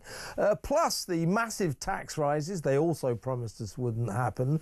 That kills people's ability to spend. Now, businesses dying. Businesses being restricted by national insurance rises, people unable to spend because they're being killed by tax rises. How on earth did she ever think that in this environment Britain's economy could grow? It's absolutely extraordinary, isn't it? And look, I'm not trying to defend necessarily my old party's rhetoric and actions in this, because we tried our best, and I think we're too weak in the face of what would you call the blob, the civil servants and the quangos and the regulators. I think they're the real chief villains of this, that Parliament has willingly frittered away its power, voted to fritter away its power to all these little bodies and all the rest of it, that make it so damn difficult for businesses to operate. You've got to do this rule here, you've got to do this rule there, you can't do that, that's banned. Electricity is the most expensive it is here. It's now harder to hire people, it's harder to fire people. Personal taxes, you say, are going up and up and up. They are higher than they've been at any point since the Second World War. And what are we getting as a result of it? Nothing, because everything is, as you say again, falling apart. And into that horrible mess that we find ourselves in a country, rather than saying, why don't we unleash the animal forces of business and trust people and trust that individuals and families and businesses know better how to spend their money than any dictat in Whitehall ever could, they're doubling down, as you say, more taxes, more punishment beatings, more quangos and all the rest of it. It's not going to work. And at some point, I hope the penny will drop, but there may be no pennies left to catch by the end of it. Exactly right. Well, let's talk slightly about the politics. A significant moment this week when she tried to say, well, it's not my fault. Not me, Governor. It's that Donald Trump and his tariff war. The number 10 Downing Street almost immediately issued a statement saying it's not Donald Trump's fault. In other words, knocking her back. Interestingly, not long after that, she revealed, I've been out on a jolly. I went to a Sabrina Carpenter concert, which I think was a strategic hit back by Rachel Reeves, because she knew that would play badly, would embarrass the Free Gear Keir brigade again. So I think there's a lot of tension building up there. We'll come on to that other endangered species in this cabinet in a second, Crazy Ed Miliband. But let's talk about Rachel and Keir. There is tension here, isn't there? Yeah, I think so. I think that the problem is that Reeves has come in. She's made a few early blunders. I think the winter fuel payment, however sensible it might be in the abstract, to go straight in as one of the first things you do to cut people's winter fuel payments as you're going into winter. Those sorts of unenforced errors, I think, have probably driven a bit of a wedge between these two characters. Starmer has a fundamental misunderstanding about how, I think, the economy works at all. He's never really worked in anything that requires making a profit in order to keep putting food on your table and keeping your house warm, right? So he doesn't understand these things, trusts that Reeves does to some extent, and she is either being led by the civil servants or led by her own slightly socialist instincts into taking the economy into rack and ruin. And then, of course, she's threatening to try and save her own reputation, this delicate relationship that Starmer is trying to build with Donald Trump. Look, I'm no fan of tariffs. I don't think that anybody who is a free market capitalist enthusiast can be in favor of them, but I think they are probably more like negotiating tactics that the Trump administration is doing to try and get Mexico to toughen up its southern border, to try and get Europe to spend rightly more money on defense, and it will cause a bit of turbulence, and then I suspect settle down and the American economy will start to go as gangbusters as it did in Trump's first term. We could ride on the coattails of that, of course, or we could do, again, what Red Ed Miliband you mentioned and Reeves and all the rest want to do, and go and shackle us even closer, that's right, to the European Union, which has had even worse growth than us. Maybe madness, as far as I'm concerned. Well, the other cabinet member that I think Starmer is getting irritated with is, of course, Crazy Ed, who only last week, was it Thursday, shuffled off on a business class flight with all of his acolytes to Beijing to persuade Xi Jinping to climb aboard the eco wagon. Good luck with that. He's trying to get Xi Jinping to go to COP30 in Brazil, where, by the way, they're just busy destroying the rainforest to build a highway so that the private jet brigade can get into chauffeur-driven limousines and get to the conference. I mean, you couldn't make this stuff up. The point is that Ed's kind of deranged zealotry has resulted in Britain, long-suffering Brits, having to pay the highest energy bills in the entire world. And his unscientific approach to this issue, his sort of students' union approach to it, kumbaya, let's save the planet, even though we don't really do anything to destroy it. We only produce less than 1% of the world's carbon emissions. I think that Starmer is on a journey, I think, at the moment. I think he is increasingly realising, oh my God, I'm confronting reality. I'm colliding with reality. I'm not quite sure that this chance for the Exchequer is going to give me the growth that I need. She keeps saying growth, but we don't seem to get it. And as for this madman, Ed Miliband, what on earth is he doing for me as Prime Minister? I suspect old Ed it might be on borrowed time as well.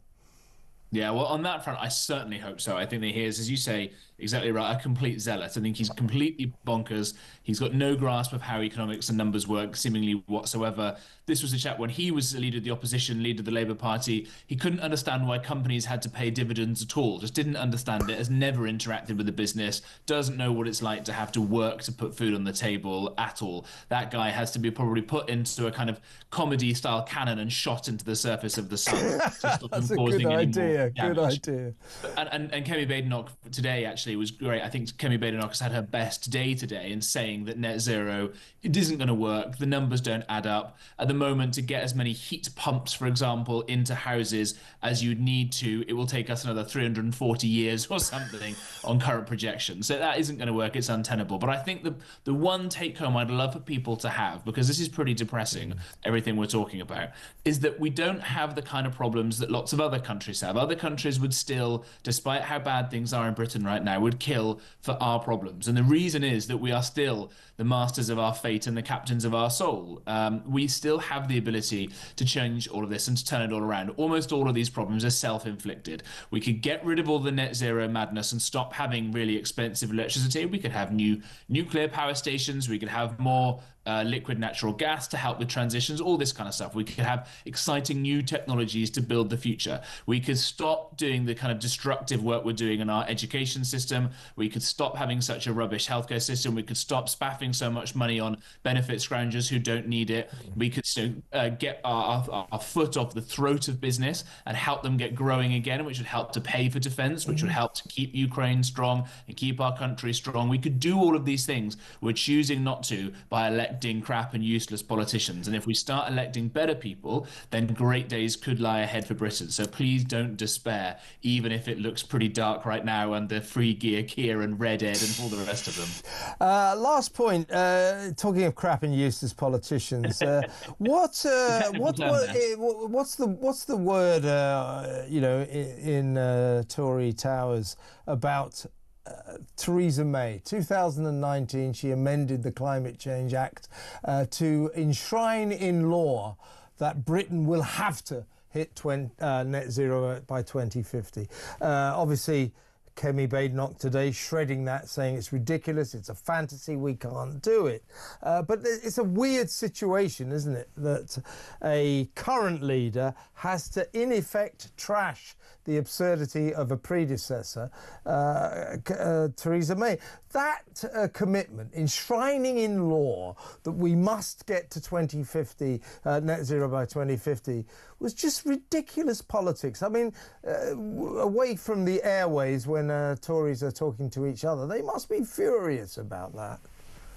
Yeah, and Kemi Badenoch, again, I've not necessarily always been her biggest fan, but today was definitely her best day. She pointed out that she was one of only two people who asked any kind of sceptical questions at all when net zero got written into law at the fag end of Theresa May's premiership. She said, people will be cheering about this if you're a kind of eco-greeny type person, but what about people who are going to have to foot the bill? Where is the plan for this? And she has, in her credit, Kemi Badenoch, been banging the drum about this for quite a while, certainly longer than Trump's been messing around with tariffs or any other excuses that Labour will try and come up with. And I think that whilst there is some merit to setting an ambitious target and saying to people right now it's time to innovate new technologies to get around it, and there are going to be the kind of technologies that we can't even fathom of right now, really exciting things, if we let companies innovate, if we let growth happen, because then you've got money for cool R&D, all kinds of stuff that right now feels science fiction. Imagine that roads are built out of sort of solar panel type things that will send energy back up into the car, and roads will keep going forever.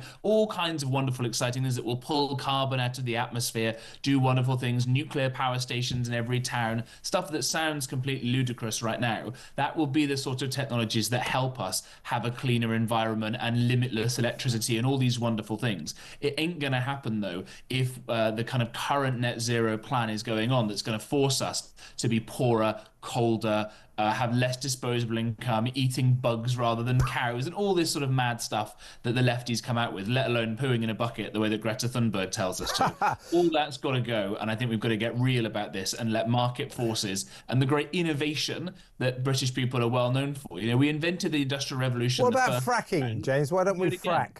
Why don't we frack? 100%, 100%. The Americans have much cheaper electricity than us, and they are the energy in general, in fact, and they are the world's #1 exporter of energy at the moment, and that is all because of the abundant fracking they've got. And you'll notice that the opposition to fracking suddenly went down when Russia was being sanctioned, because I think it's pretty much confirmed now that it was Vladimir Putin who was funding a lot of the anti-fracking campaigns because he wanted to keep Britain and Europe in particular under his spell of his cheap gas. Let's not forget that Germany relied very heavily on cheap Russian gas, and since that's had to be technically turned off with the sanctions in the Ukraine war, Germany, who also went crazily and shut down their own nuclear power stations, have been reopening coal. So well done to the Green Party in Germany, and that's probably what would end up happening here if we listen to the Green eco-zealots as well. So let's frack, let's get more nuclear going, and let's invest in the exciting new technologies that's going to make us feel like we're living in the future, not like we're living in the cold, wet, pre-industrial past. Yeah, if Kemi wants to stand a chance of turning the good ship Tory around, she needs to say that. I mean, they've just discovered what they think may well be the biggest reservoir of shale gas in all of Europe underneath Lincolnshire, and if we dug it up, if we fracked it up, it would give us cheap energy for at least 7 years. The Tories need to get behind this. They need to tell the people of Britain, we will deliver to you far cheaper energy prices, because at the moment it's a massive issue, and Labour are going to be in big trouble if they keep going up, which is exactly what they will do while crazy Ed Miliband is on the loose. James, how great to talk to you again. Come on again the show very soon. The brilliant James Price there, Research Fellow at the Centre for Policy Studies, former Tory advisor as well. We're going to go to break now. When we come back, your calls, your messages, your WhatsApp voice notes, it's all down to you for the rest of the show. The floor is yours. Stay tuned.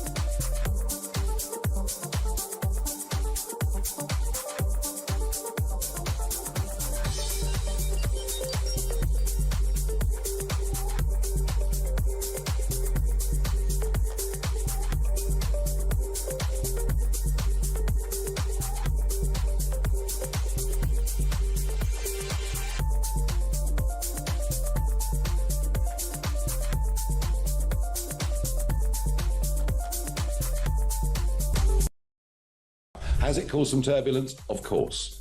Has it on the edges caused some people to be disconcerted? Yes.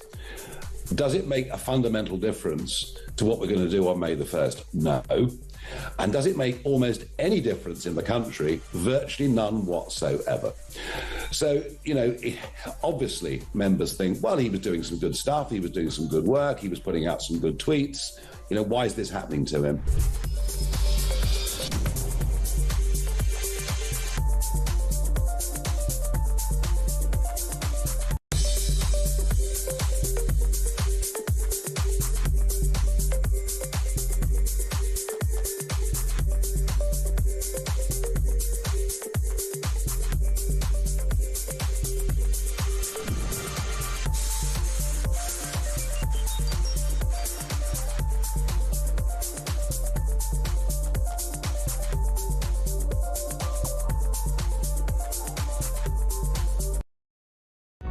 across the UK, on DAB+, on your smart speaker, on your smart TV, and on your side.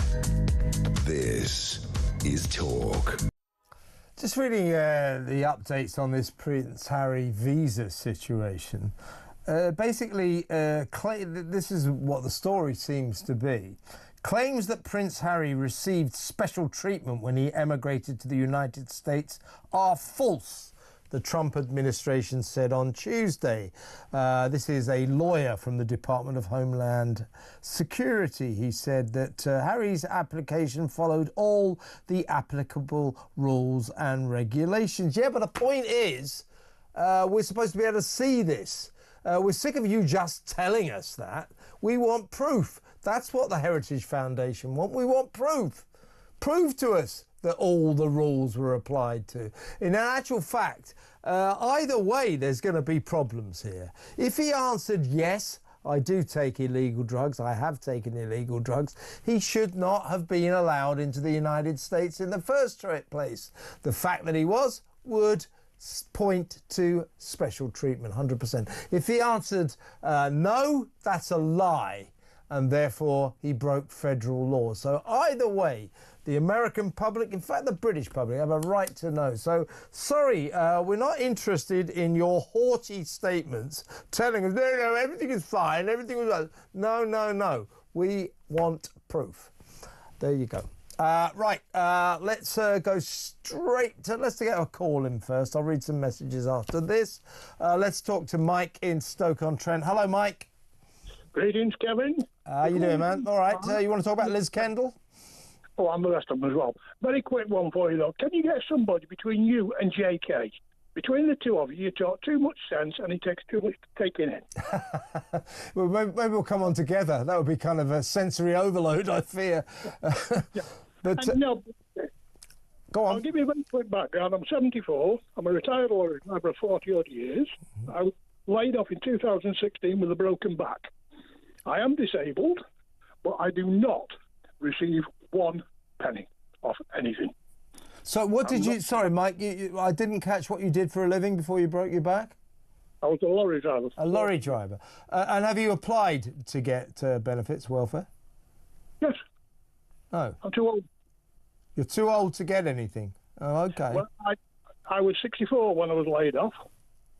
Yeah. And I applied, all the usual channels, and they said, no, you're too old, you're not entitled. Because apparently to get PIP, you've got to be on benefits for 2 years. Oh, is that right? Is that right? OK. So they said, it's off, you're too old, you're getting nothing, which is what I got. So fair dues, it's my fault, I could have finished earlier, but like an idiot, I kept on taking the painkillers, and they just kept going until I couldn't go anymore. But you call her Liz Kendall, I call her Liz Spindle, because she was spinning everything. King's Liz Spindle, yeah. Good name. Yeah, go on. I agree that benefits have got to be cut, but it's got to be done properly. I know people who are getting virtually nothing now who need something, but they don't know what to ask for. And yet I know people who are getting everything. Yeah. Well, here's something, Mike, to bear in mind. 44% of people getting PIP. Let me get this right. I think it may be 44% of people getting PIP are getting free cars on the basis of their mental health issues, not physical issues. I don't know why you need a car if you're depressed or suffering from anxiety. Do you? Having said that, going at it the other way. So you've got somebody who's got mental health issues. Now, I know people do have, and I know they seriously need help, but I also know the extraction. So you're telling me you've got somebody with severe mental health issues, being whatever, and you're going to give them a 2.5-ton car? Exactly. Well, I don't get the mental health. Now I can understand that people with physical disabilities might need a car. Or given to them or subsidised by the government, but mental difficulties, mental health. Why would that involve? Why would you need a car? Yeah. But going with that though, going back onto this about people with disabilities, there are people who seriously, really, really, genuinely need help, and there are people who take the extraction. And the only way you're going to catch them is not over a telephone, face to face. Look at them. I mean, you're going on about a lot of young people. I know youngsters who have got serious issues. I'm not saying they don't. Sorry to interrupt, Mike. Just to get that fact straight that I gave you, I was right. 44% of disability payments, PIP payments, I guess, are for alleged mental health sufferers. Nearly half mental health. So a lot of this is just people saying, I'm depressed, I've got anxiety, I'm suffering from stress, and they get, so lots of them, kids even, get signed off work for life over this. We have a mental health crisis, and that is too many people are claiming to be suffering from mental health issues. I think a lot of it, I mean, it goes down to culture. I'm sorry, I'm of an age that when I was growing up, if I wanted something, I was told to do one of two things. Either go and get a little part-time job and earn the money, or do without. Yeah. That was the only two choices I had in life. I mean, now, since the pandemic, it has caused problems. They couldn't keep in touch. When I was growing up, you had to go to a local phone box. Yeah. Now, Zoom, Facebook, there's no problem keeping in touch with people. People keep in touch with each other far too much, if you ask me. Well, she's on about saving £5 million by 2030. I think I could save her about £12 million in a year. So £5 billion she's talking about saving, but I believe that when I see it. They basically rode back on all the savings they were going to make. They keep going after the people that either A, they don't think support them, or B, they just don't bloody like. If you want to save money, come on. Yeah, no, I think I know what you mean. 1 in 12 in London are illegal. Well, if they know 1 in 12 in London are illegal, why haven't they picked them up? You've got 1 million illegals on benefits. £6 billion a year or something? You got more than 1 million foreign nationals are getting full welfare, yeah.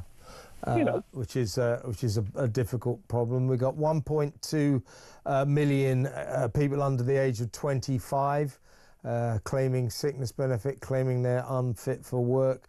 We've got a quarter of people unemployed under the age of 25 saying that they never want to work again. 1 in 10 people in this country don't ever want to work again.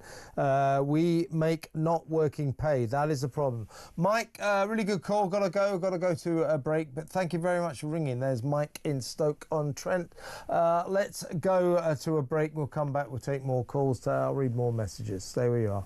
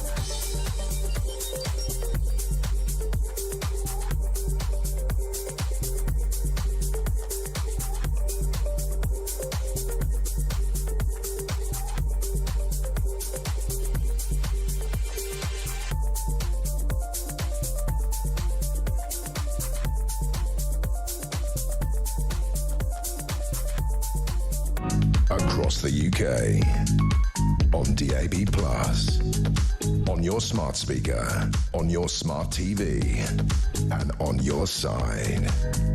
This is Talk. I've got a few WhatsApp voice notes to get through. I'm going to read a couple of messages now because thanks very much for sending them all. I never read enough, but I do appreciate it.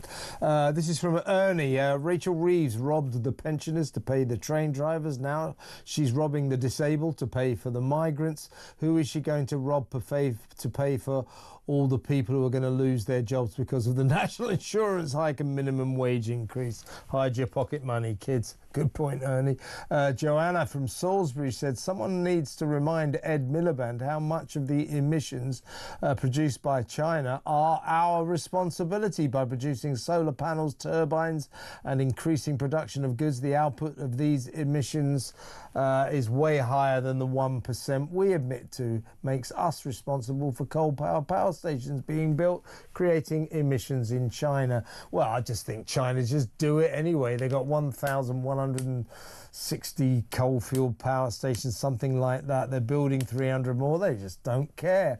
Frankly, nor do I that much, to be honest with you. I don't buy into this net zero religion. Oh my God, we're going to save the planet. You know, by all means, you spend your life worrying about it. I've decided not to. What do you think? It's a religion that the politicians try to impose on us, and a lot of us are getting fed up with it. Never mind, do you believe in God? Do you believe in net zero? Not to the extent that Ed Miliband does. It's causing a problem. Here's a quick one from Andrea. Hi, Kev. My son and 6 others lost their jobs the day before the employer's national insurance increase came in. They were given no warning at the end of their working day. They were just told, this is your last day. They were told that they only wanted self-employed workers. Thankfully, my son has got another job. Rachel Reeves is killing the economy. That's what happened all over the place, that small companies in particular, medium-sized companies, just laid people off. They can't afford this. Labour, it's all these Labour people that don't understand the real world. People trying to run businesses, trying to get by, you know, not cushioned by loads of expenses from taxpayers because they work in politics. It's outrageous. Let's listen to a quick couple of WhatsApp voice notes. These are on benefits. First is David. Kev, there are loads swinging the lead. On this PIP thing, they are lame and lazy. Huge amounts of people are out there picking up the money, and it's affecting the honest people that are genuinely ill. But I don't know what that percentage is. Unbelievable what's going on, and it needs to be sorted out. Otherwise, again, it's wrecking the UK. Immigrants are wrecking it, the illegal arrivals are wrecking it. Everything is going downhill. There'll be no money in the pot. Couldn't agree more, David. That's the point. People say there's a few people who are swinging the lead who are actually lying in their benefits claim. Few. It's a lot more than that. We're being ripped off by quite a few people. I'd suggest maybe millions, you know, who are sort of, shall we say, being creative about their illnesses, their sicknesses, particularly the mental health issues. I'm not trying to undermine the seriousness of mental health issues, and a lot of people have serious mental health problems. But a lot of people, they find it very easy to say, I'm depressed, I've got anxiety. Oh, here you go, you don't have to go to work for the rest of your life. That's what's going on. Oh, he's a free, you know, depressed. Here's a free car. One of the 815,000 free cars or heavily subsidised cars that the government is giving out to people who are on benefits. It's great, isn't it? Let's go to the phones. Let's talk to Andy in Liverpool. Hi, Andy. Hiya, Kevin. Great respect to you and Alex. What I would say is my wife and I have been working since we were 16 in 1975. We've never, ever been able to get up to a £40,000 wage. Yeah. But yet... Every migrant costs us £40,000 a year, right? Exactly, mate. It's good, isn't it? Or not good, to be honest with you. I know this is it. This is what's frustrating people. They are letting millions of these migrants in, foreigners in. We've got more than 1 million foreign nationals are actually getting full welfare payments now. So they come into the country, claim our benefits, and then you've got people like you and your wife. You work hard all your life, and you don't seem to be able to catch a break. You know what I mean? Exactly. And the fact of the matter is, we are pensioners now, and we'll never get up to that level. So we're going to be struggling to meet the bills, etc., etc. But they get it for nothing. I know they do. Yeah, exactly. I mean, it's like, they took away the winter fuel allowance, pensioners freezing to death, old folk really shivering through this severe winter. And I remember I got a call from one old pensioner who said, well, I walked past this hotel, which has now been turned into a migrant hotel, and the heating was so turned up that all the migrants had the windows open to cool the place down. I mean, it is mad, Andy. Listen, I've got to move on, but listen, sympathy to you and your wife. Keep in touch. Call me again. Andy in Liverpool there. Let's listen to another WhatsApp voice note on benefits. This is Les. All right, Kev, I had a mate once. He died from his disability. He was on disability allowance, PIP, and he got a brand new free Vauxhall Mocha. His disability, he was an alcoholic. Got a free car because he was an alcoholic. Figure that out. It just doesn't surprise me. I mean, you should be shocked by that kind of nonsense, but it's a disgrace. Very good message, Les. Thank you very much.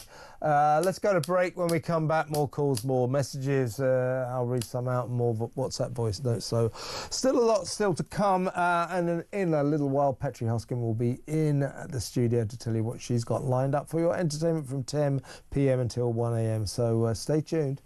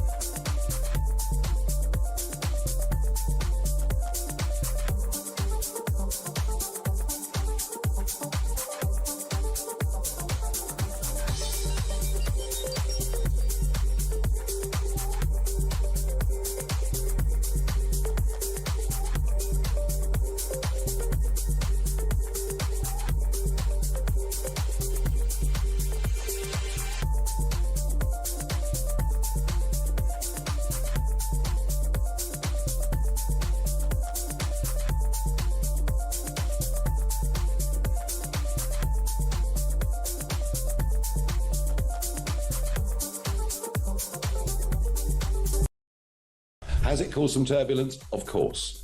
Has it on the edges caused some people to be disconcerted? Yes.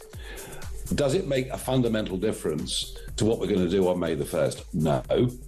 And does it make almost any difference in the country? Virtually none whatsoever. So, obviously members think, well, he was doing some good stuff, he was doing some good work, he was putting out some good tweets. Why is this happening to him?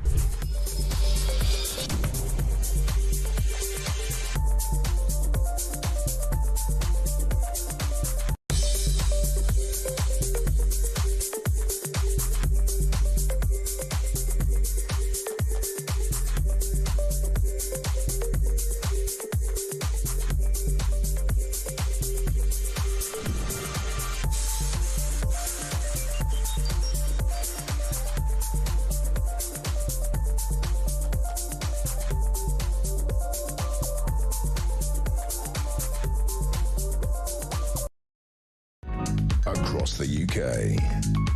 On DAB+, on your smart speaker, on your smart TV, and on your side.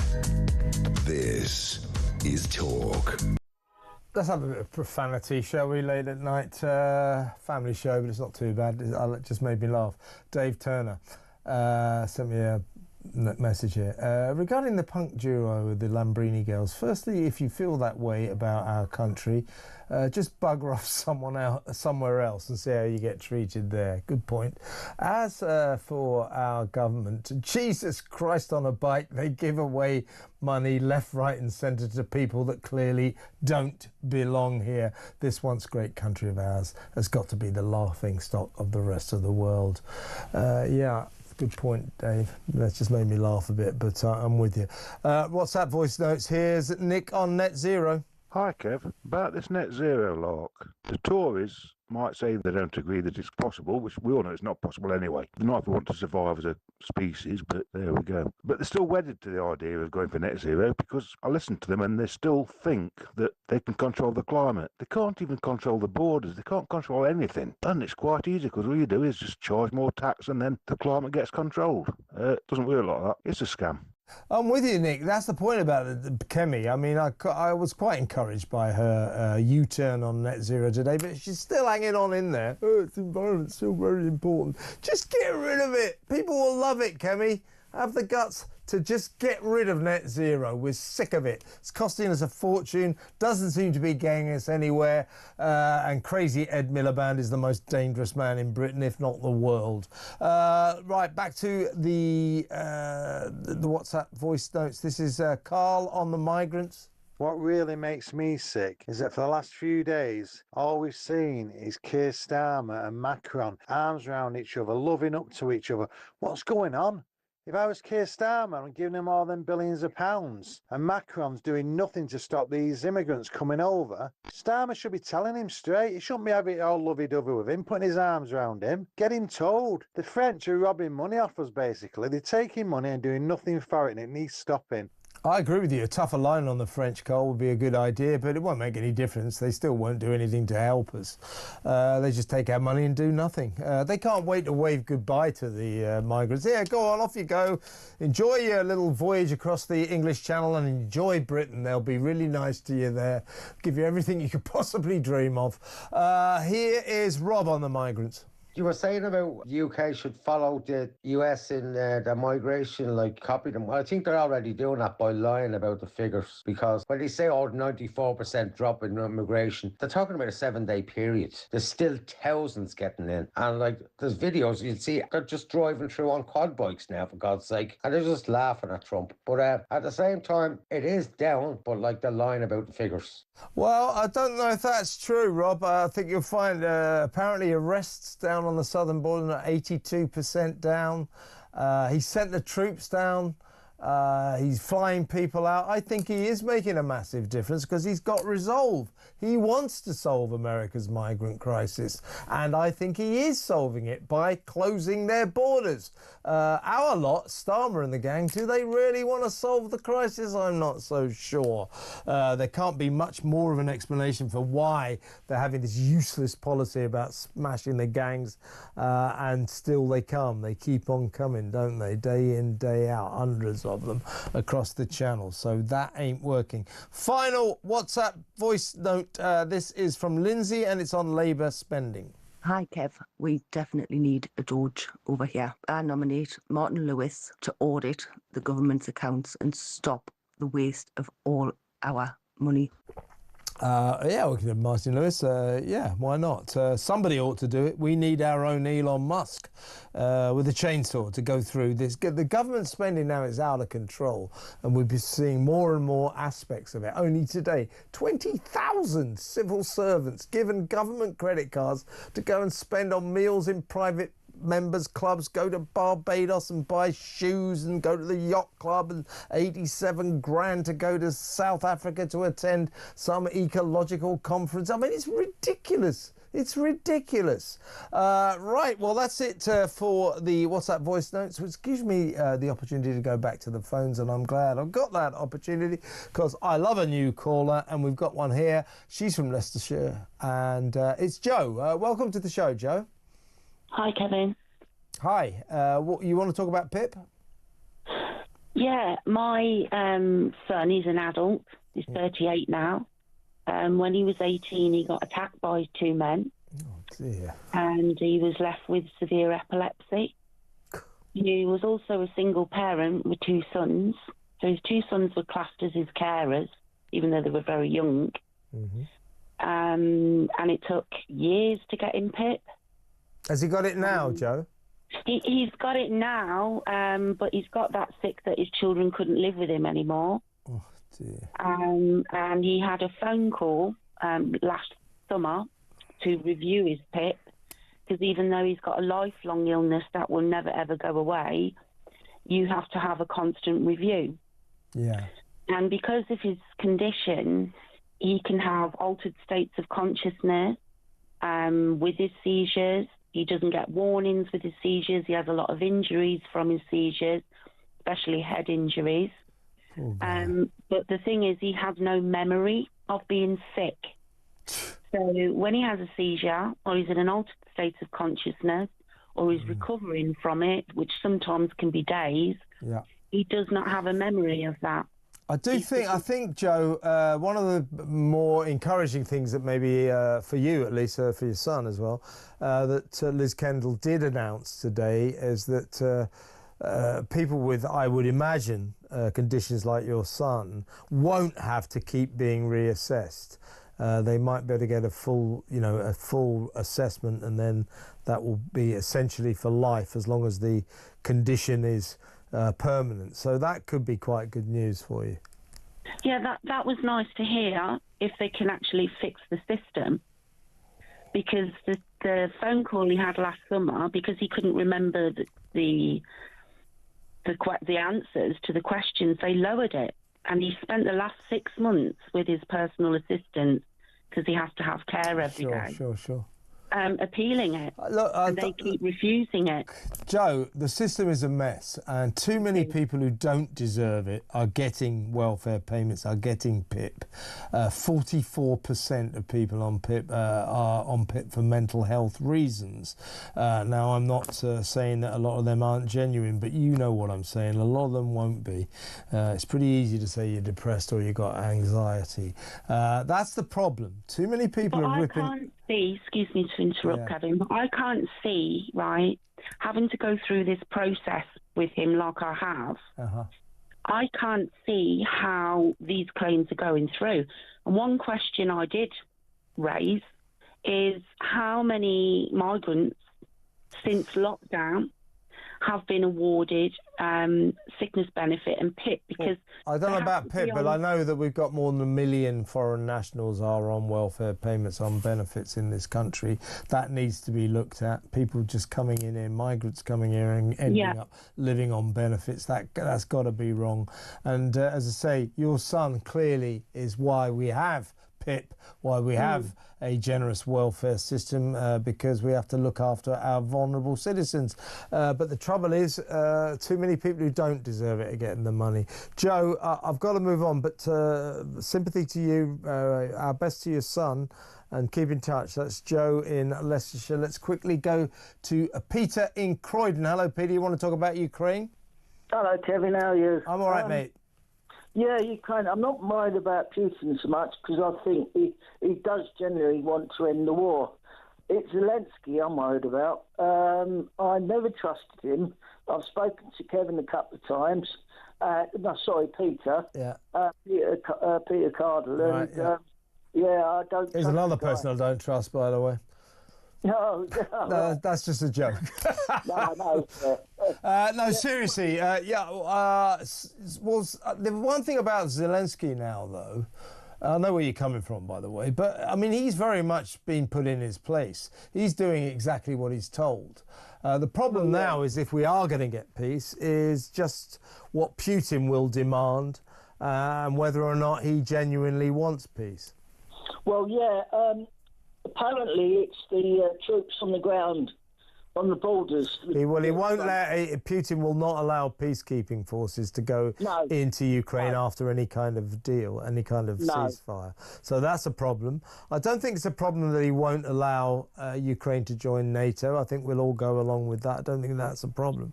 But his territorial demands might be a deal breaker, because he's pretty much going to say, my territorial demands are everything that I want. Yeah, well, I think Zelensky wants to keep the war going. Well, maybe Putin does as well. No, I don't think so, Kevin. You don't think so? Why did he start it then? Sorry? Why did he start it then? Well, I don't know. I don't think he's got the fight anymore. Because he didn't think it would last this long, did he? Well, I mean, that's a fair point. That's a fair point. I mean, I just think, I mean, I'm not taking any sides here, but I think we're at an important crossroads. Zelensky's doing what he's told. Zelensky is now accepting the concept of peace. Now we have to find out whether Putin is genuine about the concept of peace. We've got a partial ceasefire. Let's see what happens in the days and weeks to come, and we will find out. It's an interesting chess game, the results of which the whole of the world depends upon. Peter, good point, good call. Always a pleasure to talk to you. Thank you very much. Peter in Croydon there. And she's in the studio. It's Petri Hoskin. Hi. Hello there. We're heading off to Ukraine to talk to a member of the Ukrainian Parliament to see what they make of what's been said so far, and what they think of Putin's chess game, as you just absolutely correctly identified.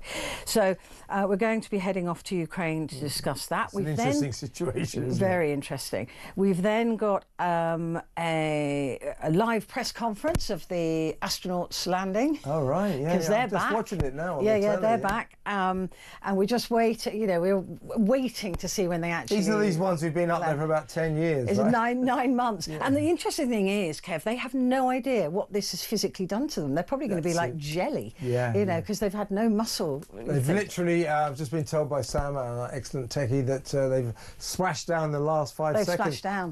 These are amazing pictures we're watching. Extraordinary.